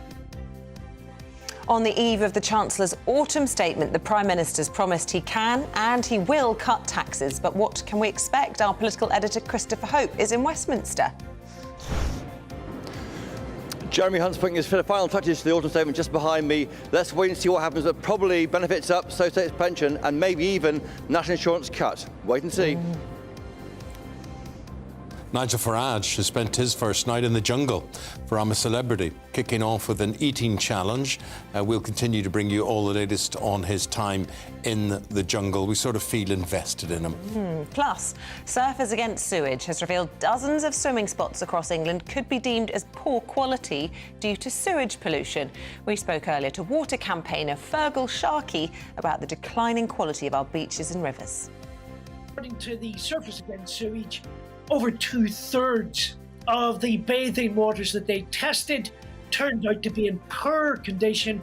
That means they are actually polluted with E. coli, and invariably the source of that can frequently be human food. OK, well, how's the sea? How's the weather looking today? Let's go to Aidan McGivern. Big contrast in the weather across the UK today. Bright, crisp autumn weather for some, grey, cloudy and damp weather for others. Find the full details in the forecast coming up. And you can join in any of our discussions. Got half an hour left of the programme. You can email in gbnews@gbnews.com, or you can tweet us at GBNews.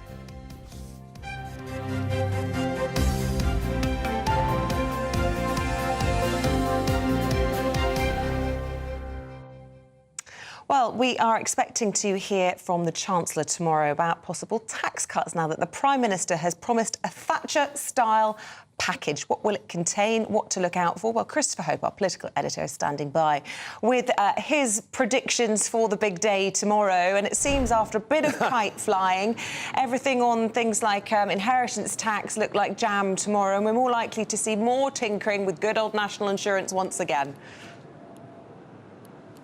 That's right, it's the jobs tax we all pay through if we're working, through our PAYE. Many of us don't see it. We think of income tax, don't we, as well, as a big deal. But national insurance is a big slug of tax on top of that. So I think that might come down.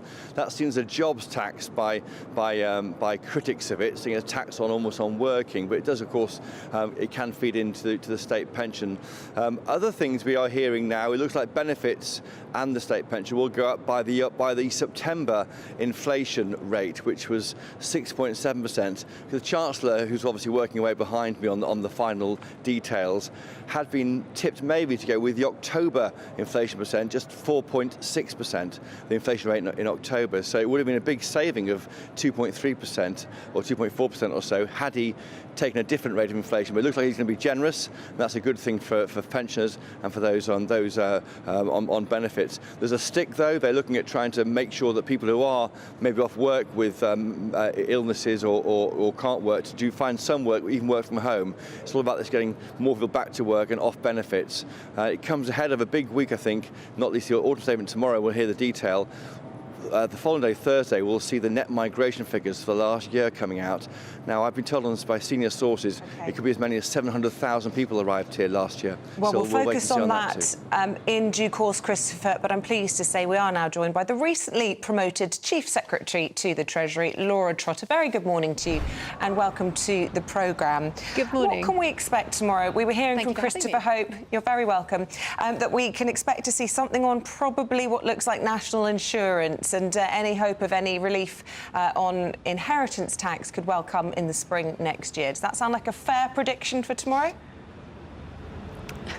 I'm afraid I'm going to be slightly disappointing because I can't comment on any individual taxes before the autumn statement tomorrow. But what I can say is that the economy has turned a corner. You will remember where we were a year ago. It was a very difficult situation after the war in Ukraine, with energy prices spiking, inflation at 11%. And the Prime Minister and Chancellor have taken some really difficult decisions in the last year, which has meant that inflation has now halved. It's at 4.6%. That is great news for everybody at home who we know have been struggling with the cost of living. And it means now the Chancellor is focusing tomorrow on growing the economy, making sure we are increasing the amount of supply side capacity. That's the amount that we can produce in this country. And a part of that is a path to lower taxes, because we know how important that is to everybody sitting at home. Why not? So you say you can't comment, Laura, ahead of the announcement, but can you indicate to us if he has some wriggle room or not?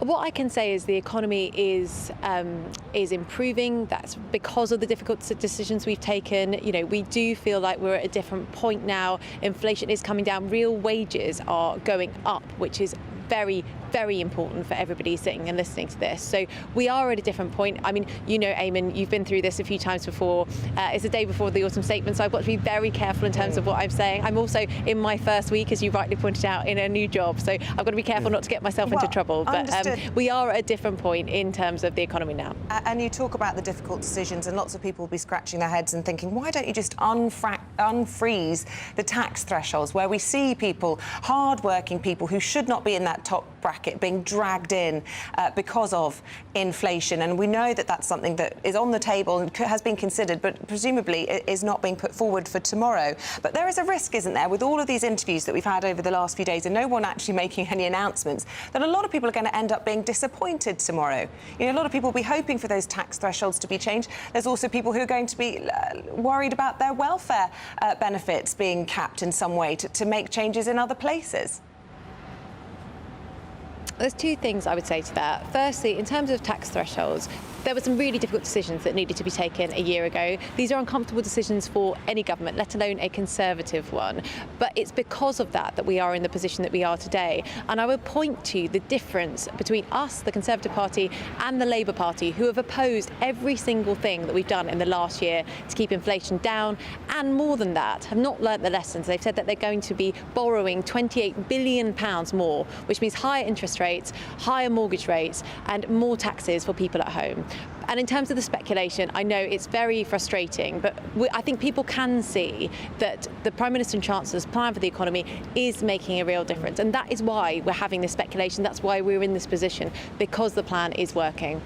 Laura, what is your job within the Treasury? You've spent a lot of your life working in finance and figures and at the Treasury there and whatever. Can you say anything to people who've got money invested in pensions, for instance, that, you know, you're looking after those well, or those could come to a better fruition than people may have thought a few years ago? Well, you're right, Eamonn. We're making a really important announcement about private pensions today. And that is about making sure that they are invested in high-growth British companies. It's about encouraging that investment to make sure that people are getting high returns on their savings. Because we know the way pensions are now is not what's so-called defined benefit, which is a set outcome in terms of how much you get in retirement. It completely depends on how much you get in retirement, on how much money your money earns as you go through, on the returns. And so we've got to boost those. That's good for individuals, it's good for individuals' pensions, it's also good for the economy. So that's what we are focusing on doing. It's things like this which all will drive growth in the economy, which will mean we'll have more money to spend on public services and to cut taxes. Laura, a moment ago you were talking about learning the lessons of the last year. Obviously the COVID inquiry is going on at the moment about learning the lessons of the pandemic, and your boss, the Prime Minister, being characterised as, some would say, reckless in his description of just letting people die with his Eat Out to Help Out scheme. What do you have to say about that? I think we've set up this independent COVID inquiry to make sure that we do learn the lessons of what happened during COVID. Now, I was a backbencher at the time, but I saw a government doing its absolute best to try and protect both lives and livelihoods. You know, most people, you know, watching this programme will have got to know Rishi when he was standing up as Chancellor and announcing millions of pounds of support for people for furlough to help them to stay at home, but make sure that we were protecting their incomes. Now, of course, mistakes would have been made. We all know that. But the inquiry have got some very big questions to answer, to look at, to make sure that we are better prepared for next time. And I think it's really important as a government minister that I let them do their work. Well, you do your work tomorrow. We look forward to seeing you centre stage tomorrow, Laura. And could I just congratulate you on your promotion, because both Isabel and I believe that maybe we are talking to a future Chancellor of the Exchequer this morning. We wish you well, whatever your ambition is. Thank you very much indeed for your time. Thank you very much. Lovely to speak to you both. Thank you. At Britain's Newsroom's coming up at 9:30. Andrew Pearce and Bev Turner here to tell us about what is coming up. This is all part of the Cameron takeover of the Tory party. She was David Cameron's special advisor. A wee young thing when he was Prime Minister. Look at her now, Chief Secretary of the Treasury. Future, do you think? Oh, for sure. Clever. Does help that she looks good. Am I allowed to say that? Of course you are. Yeah. Because she does look good. Yeah. Well, would it matter if I had said that? Obviously, you would have taken the hump if I had said that, but he can say it. Well, does it matter that she looks good? Does it really matter that she looks good? It helps. You look good, Beverly, could I just say today? Thank you, darling. That red, beautiful Man U colours, lovely. Red and black. For you and my dad, my Man U colours, Eamonn. How are they doing, then? Man U? Man United. Like I know or care. I don't even know who's their manager anymore. Isn't that awful? Who is their manager? Who? Eric Ten Hag. For now. My father For would be now. appalled at me for Have not you read knowing the book that. by Chris Blackhurst on Manchester United's Millions and the Glazer family? No, I know what the book is, though. Yeah, I know what it is. I was asked to Well, contribute enough of to it. Man United. There will be no football in our show today, you will be certainly won't. reassured to know. I know nothing We're going to about be talking about the COVID inquiry, what Patrick Vallance said yesterday, and we've got Chris Whitty on the stand, obviously, today. Deeply frustrating viewing for somebody like me who sees this as the argument is completely framed in entirely the wrong way. So we'll be discussing that, and then looking forward to this autumn statement tomorrow, which is huge. Definitely getting tax cuts. It's where they are. Is it going to be national insurance, income tax direct cuts? Are they going to unfreeze the allowances? 2 million more people now are paying the 40p rate of tax. It's an outrage. It's ridiculous. It really is. We're going to be Why talking... did they go through this whole farce only 3 weeks ago? They can't talk about tax I rates, know. they can't talk about alleviating this or that or whatever it is. And we all know they have to buy votes. They do. Inflation's now below the target. They got better, so better than expected inflation figures, that's for sure. And also a bit of pressure with Rwanda. I don't think it's anything to do with them, though, is it? I don't think they can quite take credit for the They are, inflation. You're right. It's You can not. sit and It's say, nothing to do "That's a with what Bank the of government England did. responsibility, whatever. Well, It's a global trend. Although I suppose the government would say their difficult decisions on strike negotiations, which they said would be inflationary, would contribute the difficult decisions. But also, our because they inflation still haven't figures... settled with the train drivers. They still haven't settled with the teachers or the doctors. All the doctors. I know. So I mean, I don't know how they can claim victory in any of these. And also, our inflation rate is considerably higher in the United States. Yeah.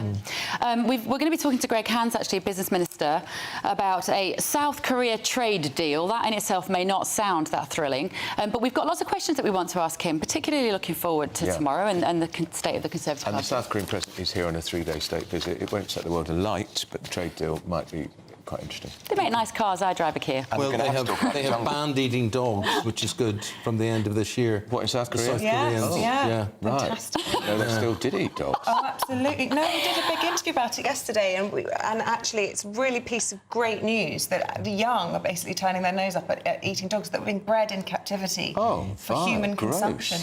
This chat always takes a turn that I wasn't expecting. Well, I wonder if the South Korean gross president things. eats dogs. Yeah, well, we can ask. We could ask them. Yeah. They won't serve that at the Buckingham Palace But banquet. would they serve that in the jungle? Presumably we're talking about that. 5 different types of anus Nigel Farage ate last night. Who knew that would form a meal? I have no sympathy. You're 5 a day. He's being paid a lot of money, Yeah, so he had to eat go for penis. it. Oh, multiple penises were consumed on ITV And last we also night. saw his bare butt. Yes, that was a bit controversial. We haven't seen and it in the they put some highlights. ban on our programme this morning showing Nigel Farage's Eamon's ass. devastated. Well, because if I'd have been in the jungle, I'd have shown my backside, but we've got to protect Nigel Farage's butt. There we go. Guys, gotta say goodbye to you. We've got Ray Addison, Highbrow centre of programme. London. And there's more disruption today with the Just Stop Oil people. Let's hear from Ray. Ray, good morning. You both. Yes, a disappointing day yesterday from Just Stop Oil's perspective. I'm sure a pretty small turnout, around 50 activists turned out here at Trafalgar Square at 12 o'clock. Then 15 were arrested within just 2 minutes of their march beginning on Whitehall. Their stated aim was to make it all the way to Parliament Square. However, that was not to happen. That Section 7 notice issued very, very quickly by police, and then ultimately 15 people arrested. Just Stop Oil not happy with that. They're posting on their socials complaining that arrest happened too fast, mentioning how one young lady, Cressy Gethin, 21, they're saying she was in prison for marching. She's been remanded until the 13th of December, and of course she could face up to 1 year in prison. She told the court, whatever this court decides to do, I will remain in resistance. If I'm given bail, I will march again. If I'm remanded, others will march in my place. And she's refusing to comply with the courts until the police, in her words, arrest the real criminals. Now, of course, yesterday turned into a bit of a circus as well. We had YouTubers following the Just Stop Oil activists and taking the mickey out of them. All in all, it just basically was not what they would have expected. However, we do have 6 more days of marching. It will be interesting to see how many turn up today at midday. Thank you, Ray. Thank you. Goodness me. Another day of disruption. Still to come. King Charles will play host to the South Korean president today. He's arriving in London for an official state visit. All the details in a minute.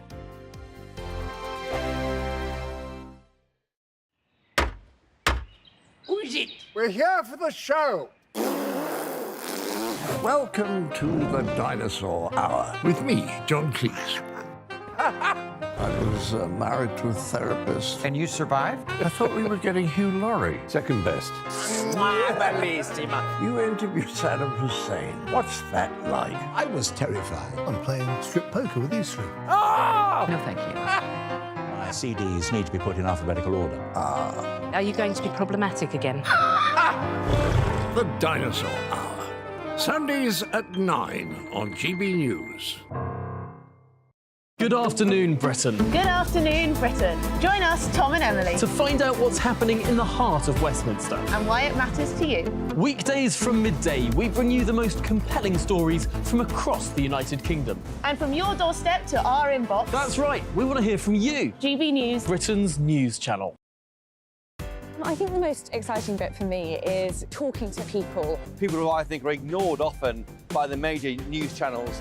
We're going to give news they want to hear. There's a voice there that needs to be heard. I think there's a chance here for a diversity of opinion to be expressed, which you don't find elsewhere. It's really exciting. We don't hold back. We're free to say how decisions that are taken here affect us all around the country. Only on GB News, the People's Channel, Britain's news channel. I'm Michelle Dewberry, and I'm not here to tell you what to think. I'd much rather hear what you have to say. So send in your opinions to gbviews@gbnews.com. Keep them clean, and you never know, I might read them out. With my panel here on Jubes & Co, we debate, we get stuck into the issues of the day on a show where all views are welcome, especially yours. GB News, the People's Channel, Britain's news channel. In the GB Newsroom, we bring you the news as it happens. With our team of dedicated journalists across the UK, we're ready to give you accurate reporting every day. When the news breaks, we'll be there with bulletins on GB News, the People's Channel, Britain's news channel. Your weekend starts here with Friday Night Live with me, Mark Dolan, 8 till 9 on GB News. Big stories, big guests and big laughs as we get you ready for a cracking weekend. That's Friday Night Live with Mark Dolan. Fridays 8 till 9 on GB News. Bring your own drinks. The admission's free. GB News, unlike other broadcasters, isn't obsessed with the London-Westminster bubble. We think there's a nation beyond the M25, and that's why we talk about the issues that matter across the land. Join me on State of the Nation, 8 to 9 o'clock, Monday to Thursday, on GB News. Daisy's listening, and you should too. Tired of the usual focus-tested, pre-prepared Westminster runaround? Well, so am I. So you want higher taxes? Is your department to blame for this? Are you rethinking this policy? Every Sunday at 9:30, I'll be sitting down with those in power to get the truth about the issues affecting you. Let's be honest, we've known about the cost pressures of this project for years, not months. That's the Camilla Tominey Show, a politics show with personality. On GB News, the People's Channel, Britain's news channel.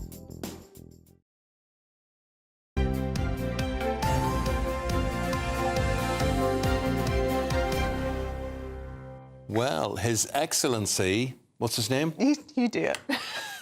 His Excellency, what?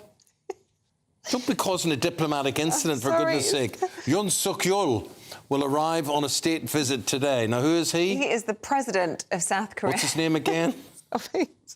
You set me off in the advert break. You're so unprofessional. Well, anyway, His Majesty King Charles will meet him as King Charles continues to take on roles long held by his late mother. Well, GB News royal correspondent is going to be far more sensible than us, Cameron Walker. And look, this is something to look forward to, a state visit. Tell us what we can expect from it. Yes, and very well done with the pronunciation as well, Eamonn and Isabel. This is the first incoming state visit for the King since his coronation, and it's going to be a family affair, actually, with the Prince and Princess of Wales playing a key role this morning, collecting the President and First Lady from the hotel in London and taking them to Horse Guards Parade, where the King and Queen will greet them. There will be a Guard of Honour, which the King and the President of South Korea, Yoon Suk Yeol, will inspect, and then the traditional pomp and pageantry country, of course, kicks off with a carriage procession down the Mall to Buckingham Palace behind me, where there'll be a private lunch, a view of some items in the royal collection related to South Korea, and of course a state banquet tonight with the usual white tie affair and the tiaras and everything else that goes with it.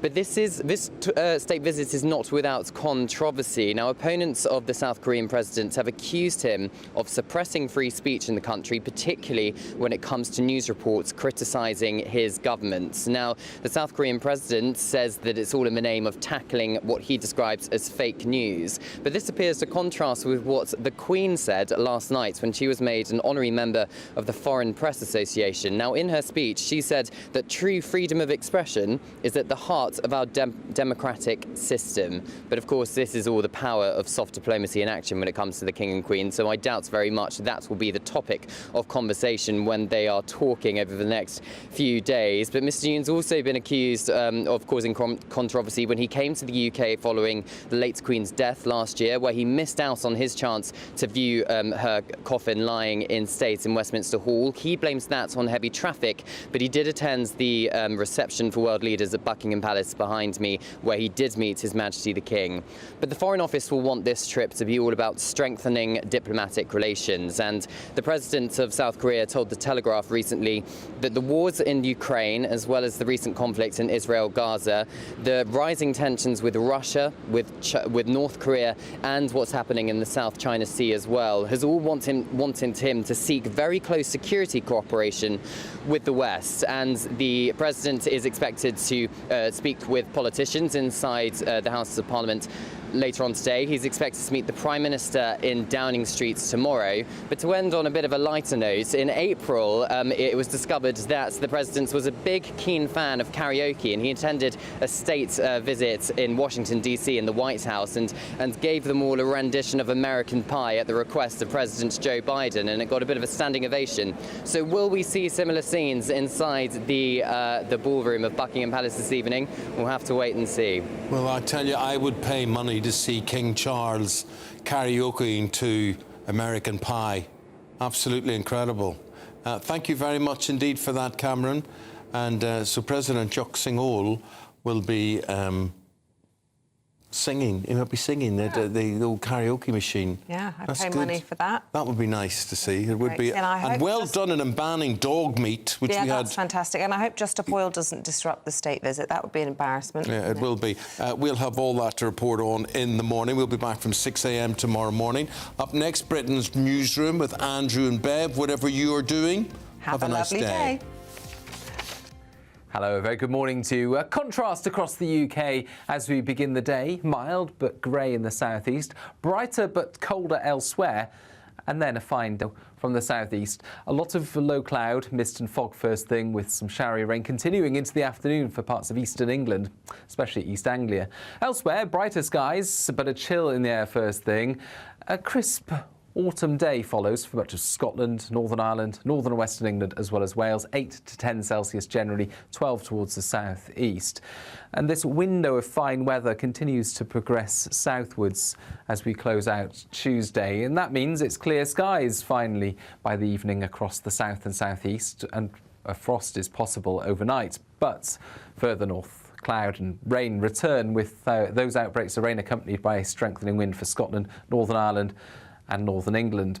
That means it will be a milder start here tomorrow morning, but a lot of cloud, outbreaks of rain continuing through the morning, especially for western and central Scotland. Meanwhile, dribs and drabs of rainfall push south with thickening cloud across southern parts, but actually still some brightness and mostly dry, it has to be said, across southern counties of England and central parts of England, as well as South Wales. Here, temperatures will reach 13 Celsius. Further north, not feeling very pleasant with the cloud, wind and rain. Good morning. We're talking about I'm a Celebrity last night. Did you watch it?